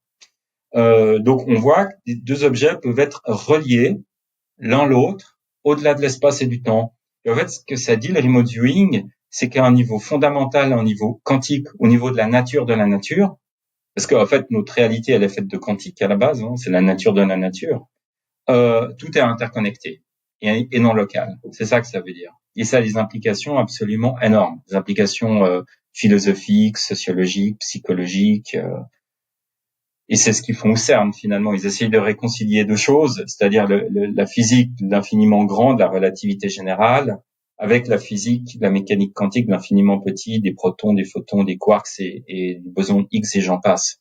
Ils essayent d'en faire une théorie unifiée, une théorie du tout, qui permet d'expliquer de manière élégante et simple le fonctionnement de l'univers. C'est pour ça moi je suis à Genève, c'est pour ça qu'on fait ces expériences ici au CERN. Voilà, pour revenir au CERN. Voilà ce que j'ai à dire. C'est quelque chose qui est lié au quantique. Et puis c'est intéressant parce que si vous regardez les recherches actuelles, certains scientifiques, et c'est tout à fait dans la accepté, disent que certains processus cognitifs chez l'humain sont de nature quantique. En fait, on se rend compte que de plus en plus de choses sont en fait de nature quantique avec cette idée de superposition d'états. C'est-à-dire qu'un corpuscule peut être dans tous les états à la fois, et c'est le fait de poser son intention, d'observer ce corpuscule, de le mesurer, ou d'avoir en tout cas un mécanisme d'observation qui va faire qu'il va se figer dans un état. C'est ce qu'on appelle la décohérence. Dans cette théorie-là, ça veut dire que le fait, pour que je comprenne bien, ce serait le fait de poser sa conscience sur un des états nous donne l'impression que les autres états n'existent pas, alors qu'en fait c'est une forme de d'enfumage. Tous les états existent, mais comme on a posé notre conscience et qu'on est, parce qu'on notre cerveau ou notre corps n'arrive à capter cette information là que dans le temps et l'espace pour qu'on on le conçoit, c'est ce qui rend impossible le fait de superposer à notre échelle tous les états d'un coup. Ouais, j'essaie d'être. Oui, c'est ça, grosso modo, mais j'essaie de mieux expliquer parce que je suis pas physicien. En fait, au niveau quantique, un corpuscule, il est dans tous ses états à la fois. Et c'est le fait de le mesurer ou de l'observer qui va faire il va avoir ce qu'on appelle un effondrement de la fonction d'onde. C'est-à-dire qu'il va se figer dans un état et ne plus être dans tous les états. Et qu'est-ce que ça veut dire derrière, philosophiquement parlant? C'est-à-dire que la conscience est un effet sur la matière. C'est énorme, ça. C'est pas juste une phrase comme ça, en fait. Ça veut dire qu'en fait, le fait d'observer quelque chose crée une réalité. Donc, ça veut dire qu'au niveau fondamental, on co-crée nous tous notre réalité. C'est pour ça que l'intention est très importante en remote viewing. C'est-à-dire que le fait de poser une intention va envoyer un signal, entre guillemets, à l'univers. Ça fait un peu New Age de dire ça, mais il y a du vrai là-dedans, finalement. Euh, dans les milieux du développement personnel, on parle de loi de l'attraction. C'est pas aussi simple, la loi de l'attraction, mais il y a je pense, un très bon scientifique qui s'appelle, son nom va revenir. Il a étudié tout ça, en fait, de manière très scientifique, et il a pu démontrer, en fait, qu'effectivement, l'attention, le fait de lâcher prise, le fait voilà, il y a une recette, si on veut, pour co-créer sa réalité. Bon, je le dis de manière un petit peu à la truelle, là. Mais il y a du vrai là-dedans, et c'est ce que montre la mécanique quantique. C'est-à-dire qu'il faut faire très attention à ses pensées, parce que ça a des conséquences là derrière, et on le voit en remote viewing finalement. Qu'est-ce que vous pensez justement, parce que alors ce que vous dites c'est intéressant dans la mesure où il y a plein de gens qui sur cette manière de penser très matérialiste vont ne pas du tout accepter le cadre théorique sur lequel on est en train d'échanger pour expliquer finalement la phénoménologie du remote viewing. Certaines personnes essayent d'aller un peu plus loin, c'est le cas d'un chercheur, Bernardo Kastrup, qui parle de post-matérialisme. Qu'est-ce que ça vous évoque et comment est-ce que ça vient réconcilier un petit peu ce que justement vous êtes en train de dire sur, on va dire, la prédominance de la conscience par rapport à la matière, ou étant la conscience qui va venir, vous parliez de l'univers holographique, mais qui va venir, j'allais dire, matérialiser du coup le monde tel qu'on le conçoit. Bon, disons qu'il y a deux monismes, hein. En philosophie de l'esprit, il y a un monisme matérialiste. Ce monisme, il a 200 ans, il est jeune, hein. Et bon, il est venu avec les récents, je veux dire, il est venu avec le siècle des Lumières, etc., qui dit qu'en fait, tout est fait de matière, hein. C'est-à-dire que notre conscience, en fait, elle est le fruit de nos connexions synaptiques, l'activité électrique du cerveau. Et une fois qu'on meurt, en fait, on meurt, il se passe rien, quoi. Donc, le concept d'âme n'existe pas. Et selon eux, en fait, on est notre corps et on est notre cerveau, mais c'est tout, en fait. Et évidemment, tout est dans le cerveau. Alors évidemment que pour les matérialistes, le remote viewing, c'est une fumisterie, quoi. Parce qu'ils sont dans cette croyance, ils sont dans ce dogme. En fait, le matérialisme est une croyance. Il faut le dire, en fait. C'est ce que dit, c'est ce que dit Mario Beauregard aussi, qui fait partie de ce comité post-matérialiste, qui ont écrit ce fameux pamphlet. Après, il y a un autre monisme, qui est le monisme idéaliste, qui dit qu'en fait non, en fait tout dérive pas de la matière, tout dérive de l'esprit, et c'est la matière qui dérive de l'esprit. Et c'est dans ce cadre-là que se situe le remote viewing finalement. Et ce monisme, en fait, il a des milliers et des milliers d'années. En fait, il est pas récent. On le retrouve dans les écrits sacrés. Si vous lisez les Védas en Inde, etc., ils disent exactement ça. En fait, ils disent qu'on crée notre réalité. En fait, tout est fait en fait, avant toute chose, il y a l'esprit, il y a la conscience, et la conscience étant tout et forme tout et renseigne tout, et tout est conscience dans l'univers finalement. Je crois que c'est fondamentalement vrai, en fait, par mon expérience. Et ensuite, on a un troisième monisme, c'est vrai, c'est le dualisme, hein, c'est le dualisme de Descartes. En fait, la nature de notre réalité est matérielle et elle est faite de l'esprit, elle est faite de la conscience. Voilà, c'est un mélange des deux. Voilà, c'est de la philo au final. Je pense que le matérialisme, tout comme l'idéalisme, est une croyance, mais elle ne détient pas toute la vérité sur le fonctionnement du monde. Et en fait, le remote viewing le démontre de manière très claire, mais comme le montrent aussi les expériences de mort imminente et plein de phénomènes paranormaux. Enfin, paranormaux, c'est un terme que j'aime pas, hein, mais qui sont aux marges de la science acceptée. Je pense en particulier à la télépathie. La télépathie a été documentée comme étant réelle et existante depuis plus de 50 ans. Finalement, il n'y a pas de question que la télépathie fonctionne. D'ailleurs, actuellement, il y a une expérience qui fait beaucoup de parler d'elle, c'est les telepathy tapes aux États-Unis, où les enfants sont très télépathes à la base, sont très intuitifs, n'est-ce pas? Ils sont déjà reliés, ils sont pas contaminés par des croyances. Donc ils ont cette capacité. Moi-même, enfant, j'étais un télépathe assez doué, effectivement. Ouais, je pouvais facilement émettre des idées, mettre des idées dans la tête des gens. Bon, j'ai arrêté au bout d'un moment parce que éthiquement, ça pose un problème. Comme faisaient les Russes, donc et c'est pour ça que Influencing, ouais, tout à fait, ouais, tout à fait, ouais. c'est la même chose. C'est de l'incapacité intuitive aussi, ou ça dénote d'autres types de qualités? Bon, ouais, c'est relié, c'est les mêmes mécanismes qu'on trouve à l'origine en fait. La télépathie et le remote viewing sont très proches. Et d'ailleurs, je me demande si des fois mes étudiants, en fait, au lieu de se connecter au feedback, à la cible, se connectent pas plutôt à mon esprit. En fait, ça peut arriver, hein, tout à fait. Et la télépathie peut expliquer le remote viewing. C'est ça qui est intéressant. C'est pour ça qu'on n'explique pas à 100% le remote viewing. C'est un mélange de rétrocausalité, c'est un mélange de télépathie, c'est un mélange d'aller chercher de l'information aussi ailleurs. Peut-être que je donnais le cas de de cette étudiante qui est allée chercher opération spéciale. En fait, finalement, opération spéciale est peut-être venue le chercher dans ma tête, hein. Ça, je l'exclus pas. En tout cas, c'était pas dans son cerveau, c'est sûr, et n'en déplaise aux matérialistes. Justement, comment est-ce qu'on peut venir challenger ça? On pourrait se dire, bon, bah, on va demander à l'IA de sélectionner une image et de me donner un numéro aléatoire. Et comme je vais essayer de pas me connecter à l'IA, ou l'IA, a priori, ne sait pas penser, ou en tout cas aujourd'hui, même si vous nous direz peut-être un peu comment évolue l'IA dans 15 ans. Mais du coup, est-ce qu'il n'y a pas des protocoles assez amusants pour vous-même à tester pour voir ce qui dénote de la télépathie ou potentiellement de vraiment une connexion à un champ de conscience un peu différent? Oui, c'est vrai que l'IA est prometteuse, on pourrait l'utiliser, mais certains remote sont en train d'utiliser l'IA pour créer des nouveaux protocoles, etc. Bon, moi, j'ai rien contre l'IA, hein. D'ailleurs, je suis en train d'écrire un ouvrage à ce sujet, hein, sur la relation entre l'intuition et l'IA. Donc, je suis en plein dedans. Bon, faut que les gens comprennent que l'IA ne pense pas, d'accord? L'IA n'a pas de corps, donc l'IA ne peut pas ressentir, l'IA ne peut pas faire de remote viewing, c'est pas possible parce que ça passe tout par le corps, déjà à la base. Après, l'IA peut être un bon outil pour créer des cibles, pour faire des analyses éventuellement de sessions statistiques. L'IA, c'est une grosse calculatrice, c'est des algorithmes et puis c'est encore plus d'informations extrêmement riches qui permettent c'est des statistiques finalement. L'IA, elle fait qu'inférer, analyser, hein. L'IA ne ressent pas. Le remote viewing, c'est ressentir. Encore une fois, c'est pas le mental. C'est tout le thème de mon livre d'ailleurs.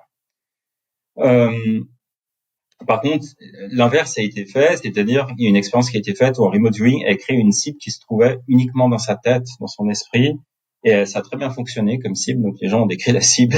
donc, donc, clairement, il y a un effet de télépathie dans le remote viewing, mais pas que, parce que si vous reprenez les expériences qui ont été faites dans le cadre du programme Stargate, c'était fait en double aveugle, donc même les gens qui donnaient les cibles ne savaient pas de quoi relever la cible, et ils ont quand même réussi, ces remote viewers, à aller chercher l'information de manière correcte.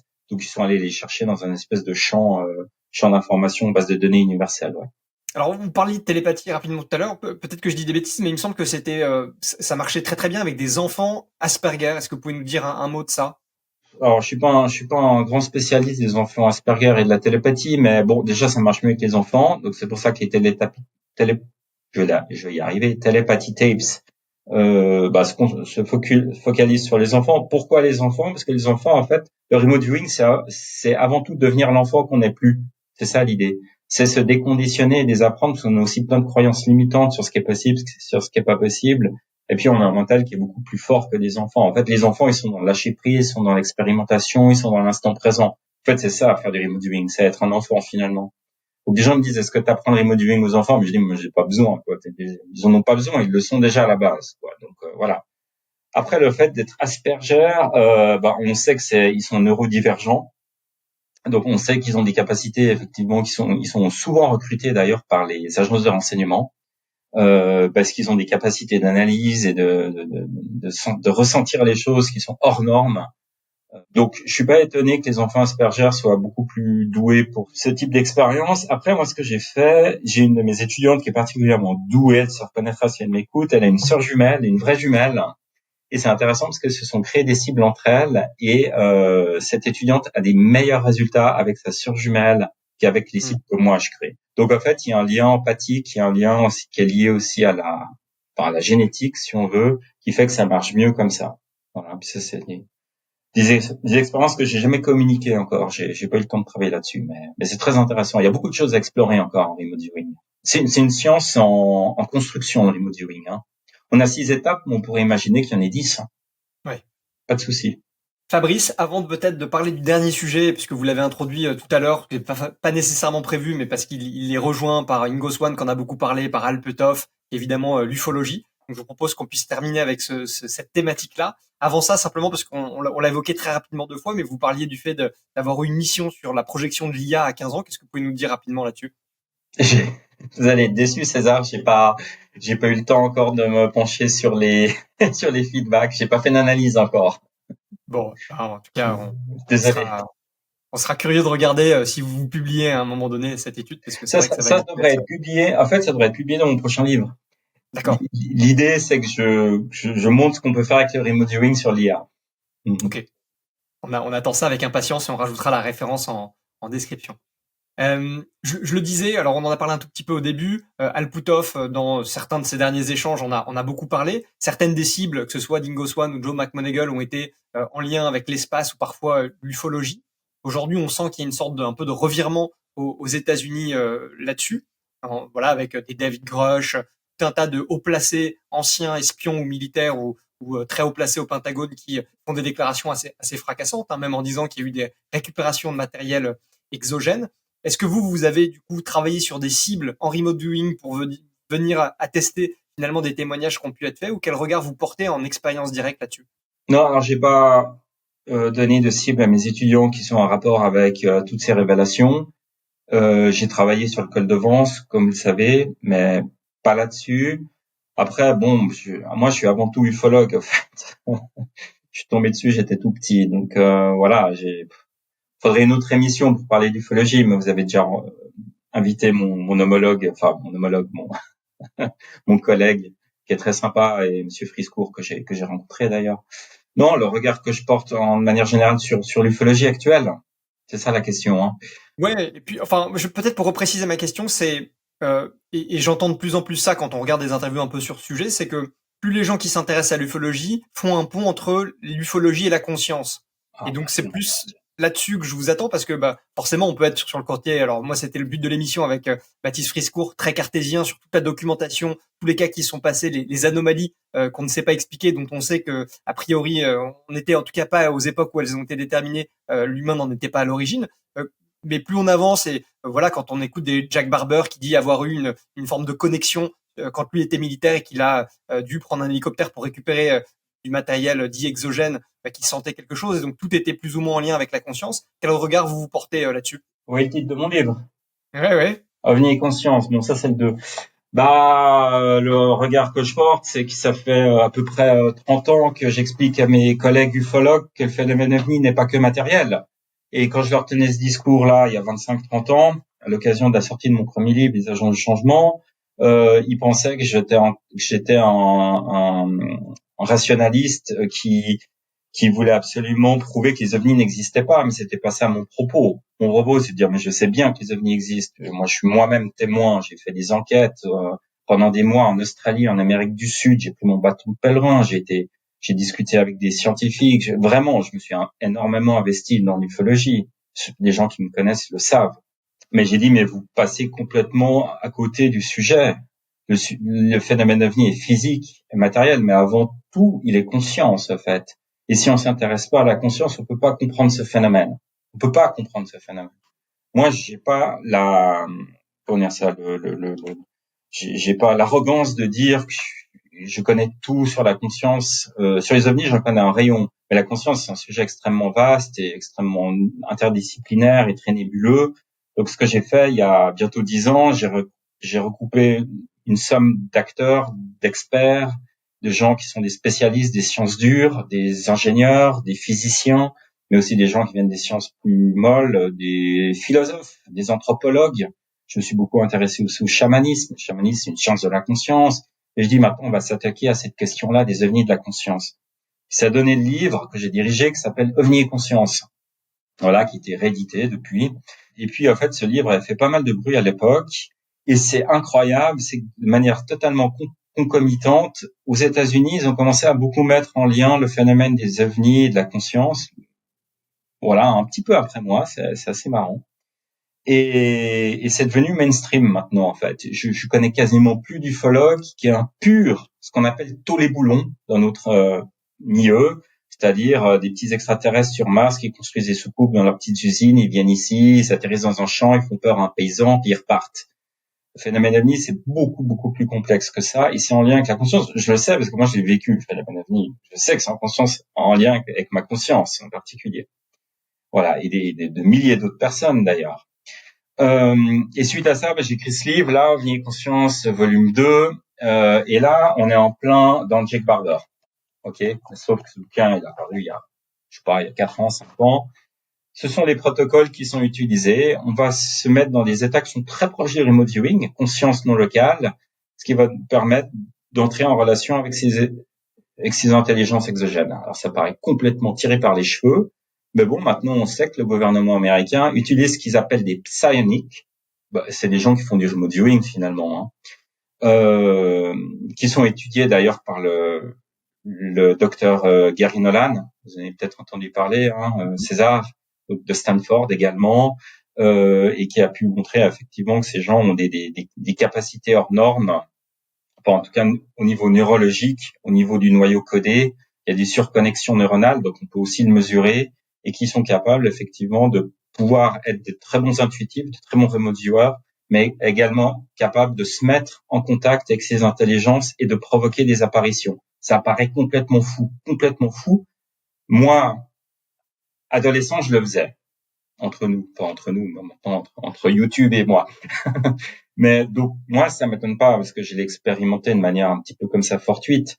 Et j'en ai fait aussi un protocole parce que moi, j'aime bien, je veux que les gens, je veux pas que les gens me croient. Ça m'intéresse pas. Je veux que les gens expérimentent par eux-mêmes. C'est pour ça que j'ai écrit La science de l'intuition. C'est pour ça que j'ai écrit ce livre, pour que les gens puissent tester par eux-mêmes. Je pense que on apprend en faisant. Et je pense que tout ça, c'est une forme de spiritualité parce qu'au final, ça nous ramène vers le spirituel, qui on est, qu'est-ce qu'on fait sur Terre, quelles sont les capacités de l'esprit humain.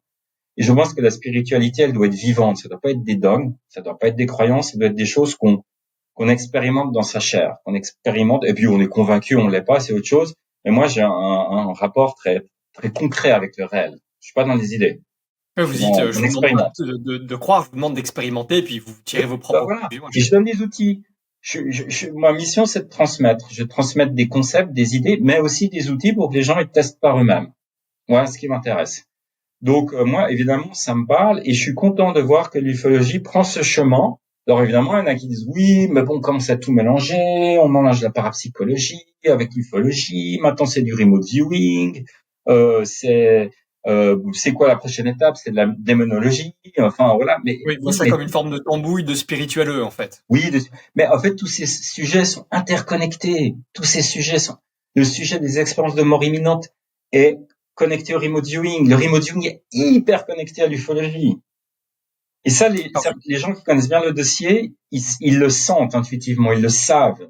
Je discutais avec une collègue, je vais pas la citer, mais elle est responsable d'un centre de recherche sur les expériences de mort imminente, et elle connaissait rien aux ovnis, mais elle m'a dit, mais je sens qu'il y a une connexion avec le phénomène ovni. Et là, maintenant, c'est mainstream, en fait. Tous ces sujets, Ouais. le dénominateur commun de tous ces sujets, c'est la conscience. C'est aussi simple que ça. Voilà. Vous parliez d'un protocole. Je suis curieux que vous puissiez nous dire un mot sur ce protocole que vous avez, potentiellement là où les rencontres que vous avez eues. Aux États-Unis, on parlait de Jack Barber. Il a ce projet, maintenant qu'il est sorti j'allais dire des contractors ou de ces opérations avec l'armée américaine. Il a créé Skywatcher avec Gary Nolan, je crois, et un des consultants sur la partie scientifique, avec un double protocole pour rentrer en contact ou voir des phénomènes ovnis qui est un dog whistle. Donc bon, il n'explicite pas ce que c'est scientifiquement, mais ça a l'air d'être vraisemblablement une sorte de son qui attirerait les ovnis, et effectivement des agents avec psioniques, ou en tout cas des gens qui ont des capacités et qui sont capables à l'avance de dire le type d'ovnis qui vont se pointer, avec un taux de succès qu'ils ont l'air de décrire à hauteur de 100%. Puis un ufologue, alors un peu plus controversé, qui est le docteur Stephen Greer avec le protocole CE5. Voilà, un peu curieux d'avoir votre avis sur les deux, et puis de vous entendre sur et vos expériences et votre propre protocole.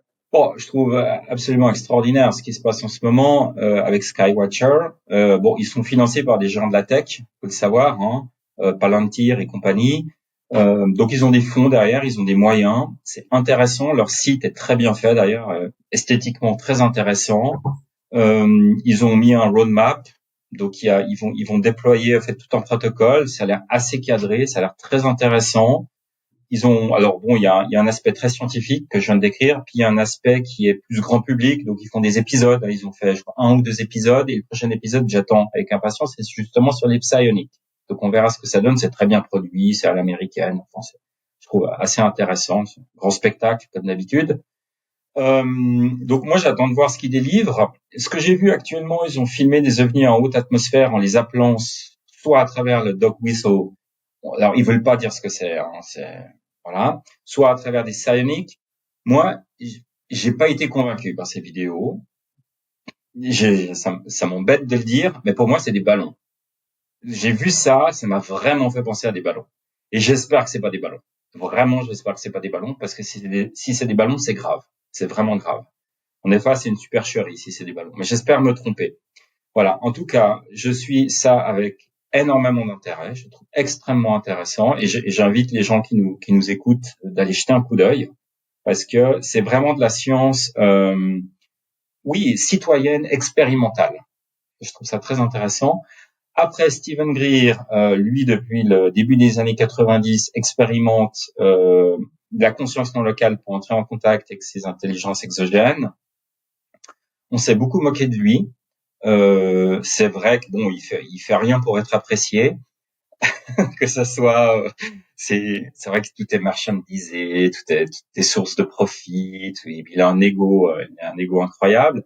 Mais mine de rien, il a fait énormément pour la divulgation, qu'on le veuille ou non. Ce qu'il a dit en général, c'est vérifié. Et si on suit l'actualité ufologique de ces 7-8 dernières années depuis l'article du New York Times, eh bien, on s'aperçoit qu'il avait quasiment chaque fois raison, quoi. Sur la RR5, sur les rencontres rapprochées de 5e type, hein, j'utilise l'acronyme ici, de nouveau, il a raison, quoi.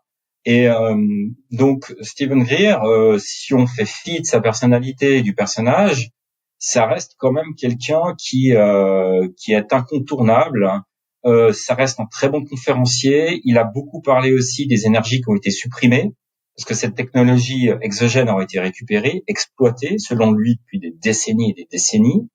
Et c'est un crime contre l'humanité que cette technologie ne soit pas rendue publique, parce que, comme on le sait, on a des graves problèmes d'environnement, de pollution, et on aurait une énergie apparemment depuis des dizaines d'années qui soit absolument non polluante, gratuite et à profusion en plus. Je sais, pour avoir visité un ou deux labos dans ce style-là, que cette énergie, elle existe en plus, parce que j'ai pu l'observer. Donc tout ça est extrêmement perturbant. Dans quel cadre, dans quel contexte vous avez pu Je peux pas observer en dire ça plus. physiquement ou non localement? Non, physiquement. Physiquement. Ok. Bon, on en saura pas plus. Mais d'ailleurs, les tenants un peu de ces discours-là vont dire que de l'autre côté, bah, en fait, si demain on avait une énergie en quantité illimitée, on pourrait créer des armes avec ça, et que ce serait science sans conscience n'est que ruine de l'âme, ça pourrait être la perte de l'humanité à travers ça. Est-ce que vous êtes d'accord avec ça, ou vous dites que bah non, Non, je si suis on a pas des d'accord. technologies, il faut les mettre au grand public et puis le discernement général fera la différence? Non, je suis pas d'accord. Je pense qu'on a déjà les capacités de s'autodétruire, d'autodétruire la planète plus d'une dizaine de fois. Et puis j'espère qu'on n'en prend pas la route avec ce qui vient de se passer là en Iran et en Israël, et puis l'attaque des États-Unis. Mais ça, je vais pas faire de politique. Mais je pense qu'on prend pas la bonne direction personnellement. Voilà, c'est mon ressenti. Euh, et c'est mon avis, ça n'engage que moi. Et ensuite, non, je pense qu'il y a des intérêts financiers, il y a des lobbies derrière, comme d'habitude, je vous apprends rien. Et puis je rappelle que l'industrie du pétrole a légitimé, a motivé plus d'une guerre au Moyen-Orient, des renversements d'États en Amérique du Sud et en Amérique centrale. Donc l'énergie, en fait, c'est ce qui fait tourner la planète finalement. Et il y a énormément de business là-dedans. On le voit aussi avec Tesla. Mais voilà, mais le jour où où cette énergie est abondante et gratuite, que vont devenir en fait tous ces magnats de l'énergie et toutes ces industries enfin, on arrive sur un nouveau paradigme, clairement, quoi. Et on est de nouveau face à des pouvoirs extrêmement puissants, des lobbies extrêmement puissants qui cherchent à conserver un statu quo. Mais on se rend compte que la technologie qui est utilisée actuellement, que ce soit le diesel ou le moteur, c'est une technologie qui a plus d'une centaine d'années. C'est complètement has-been. On va pas me faire croire qu'il y a rien d'autre qui a été créé depuis. Alors bon, maintenant on a les voitures électriques, mais ça reste quand même un petit peu, je sais pas. Moi, il y a quelque chose qui m'échappe. Donc pour vous, c'est plus une notion de garder le contrôle d'un point de vue économique, parce qu'ils pourraient très bien utiliser ces technologies en les brevetant, en tout cas en les gardant pour eux. Est-ce qu'il y a d'autres choses qui peuvent motiver le fait, si c'est réellement avéré, de garder des technologies qui seraient illimitées à profusion et propres? Bah, je pense qu'il y a deux aspects. Il y a tout l'aspect financier et économique, et puis du complexe militaro-industriel de manière générale. Et puis il y a un autre problème, c'est que cette technologie, forte chance qu'elle n'ait pas été découverte fortuitement. C'est-à-dire qu'elle est le fruit de récupération de matériel exogène. Et ce serait en fait faire l'aveu que depuis, depuis 70 ans ou 80 ans, on a récupéré ces engins. Et puis que, en fait, durant toutes ces années, on s'est moqué de la population, enfin de l'humanité entière finalement. Le rétropédalage est quand même assez violent. Et ça risque d'ébranler un grand nombre d'institutions, et toucher non seulement à l'économie, mais aussi à la politique, et puis peut-être aussi aux religieux. Donc, moi, si j'étais à leur place, je crois que malheureusement, je ferais ce qu'ils font, une politique de désinformation et de mensonge, parce qu'ils peuvent quasiment plus revenir en arrière. Et c'est pour ça qu'ils parlent dans ces milieux-là de catastrophic disclosure. Hein, je pense, César, vous avez entendu parler de ça. C'est-à-dire, ils disent, bon, on peut plus cacher l'existence de ces phénomènes, et peut-être qu'un jour, une autre nation, que ce soit la Chine ou la Russie, ou même qu'il y ait un phénomène qui soit tellement visible qu'on soit obligé, en fait, le phénomène OVNI va apparaître comme ça, et on va devoir le subir. Donc, mieux vaut nous faire la divulgation au compte-gouttes, et c'est ce qu'ils font depuis déjà quelques décennies, de manière à préparer les populations et à les faire accepter cette réalité, de manière à amortir le choc, parce que ça peut être un petit peu violent quand même. Pas en regard de l'existence d'une intelligence exogène. Je pense que les gens peuvent encaisser ce choc-là, peuvent encaisser l'existence de la bombe nucléaire, ils peuvent encaisser le fait qu'il y ait d'autres intelligences qui nous visitent, qu'elles soient extraterrestres, interdimensionnelles ou autres. Je ne présage pas de l'origine de ces phénomènes. mais en tout cas un phénomène intelligent extérieure qui n'est pas produite par les humains. Non, encaisser le fait que les gouvernements sont totalement corrompus. Bon, ils le savent déjà, la plupart des gens, mais totalement corrompus, mais surtout nous ont menti sur quelque chose d'aussi grave durant aussi longtemps finalement. Et ça nous ramène à autre chose. Ça paraît peut-être très complotiste, mais qui est un gouvernement de l'ombre finalement. Je pense que beaucoup de présidents, notamment aux États-Unis, la plupart des présidents après Eisenhower n'ont pas été briefés sur ce sujet-là. Je pense qu'on leur a menti. Donc, ce qui veut dire que les gens au Congrès, les gens vous voyez, au Sénat, l'exécutif américain, le législatif, toutes les branches, en fait, n'ont pas pu gouverner le pays comme ils auraient dû le gouverner, parce qu'il y a effectivement une bande de criminels mafieux qui contrôlent ce type d'informations. C'est un gouvernement parallèle. C'est quand même extrêmement grave. Puis après, vous avez d'autres problèmes, et je vais peut-être finir là-dessus, c'est qu'apparemment Lockheed Martin sont très impliqués dans l'exploitation de ces technologies. Le problème, c'est qu'à la base, à l'origine, en fait, c'était disséminé au sein du gouvernement américain, dans des silos. Et ensuite, ils avaient besoin de compétences pour développer ces technologies. Donc tout ça a fini dans le secteur privé, donc des contracteurs, comme on dit en anglais, et chez Lockheed Martin notamment. Lockheed Martin a pu utiliser ces technologies pour développer des avions comme le F-117, le B-2, etc. Mais pas la concurrence. Donc en fait, en termes de comment dire ça, il y a un terme pour ça. L'avantage concurrentiel. Oui, de fair play concurrentiel, ça pose toutes sortes de problèmes. Ensuite, on aura des procès à plus en finir et etc. Donc, il y a vraiment les ramifications qu'on y pense, elles sont dans tous les sens et elles sont énormes. D'où le problème qu'a le gouvernement américain en particulier de continuer cette politique de désinformation crasse mais de l'autre, ils peuvent plus la tenir non plus parce qu'à l'heure de 2025, on pouvait la tenir dans les années 60, 70, mais en 2025, c'est plus possible avec la circulation de l'information, les fuites, etc., les Chinois, les Russes, etc. Donc, ils sont très mal pris et ils essayent de faire du control damage, comme on dit. Ouais, et puis il y a plusieurs choses qui sont sorties il y a pas longtemps.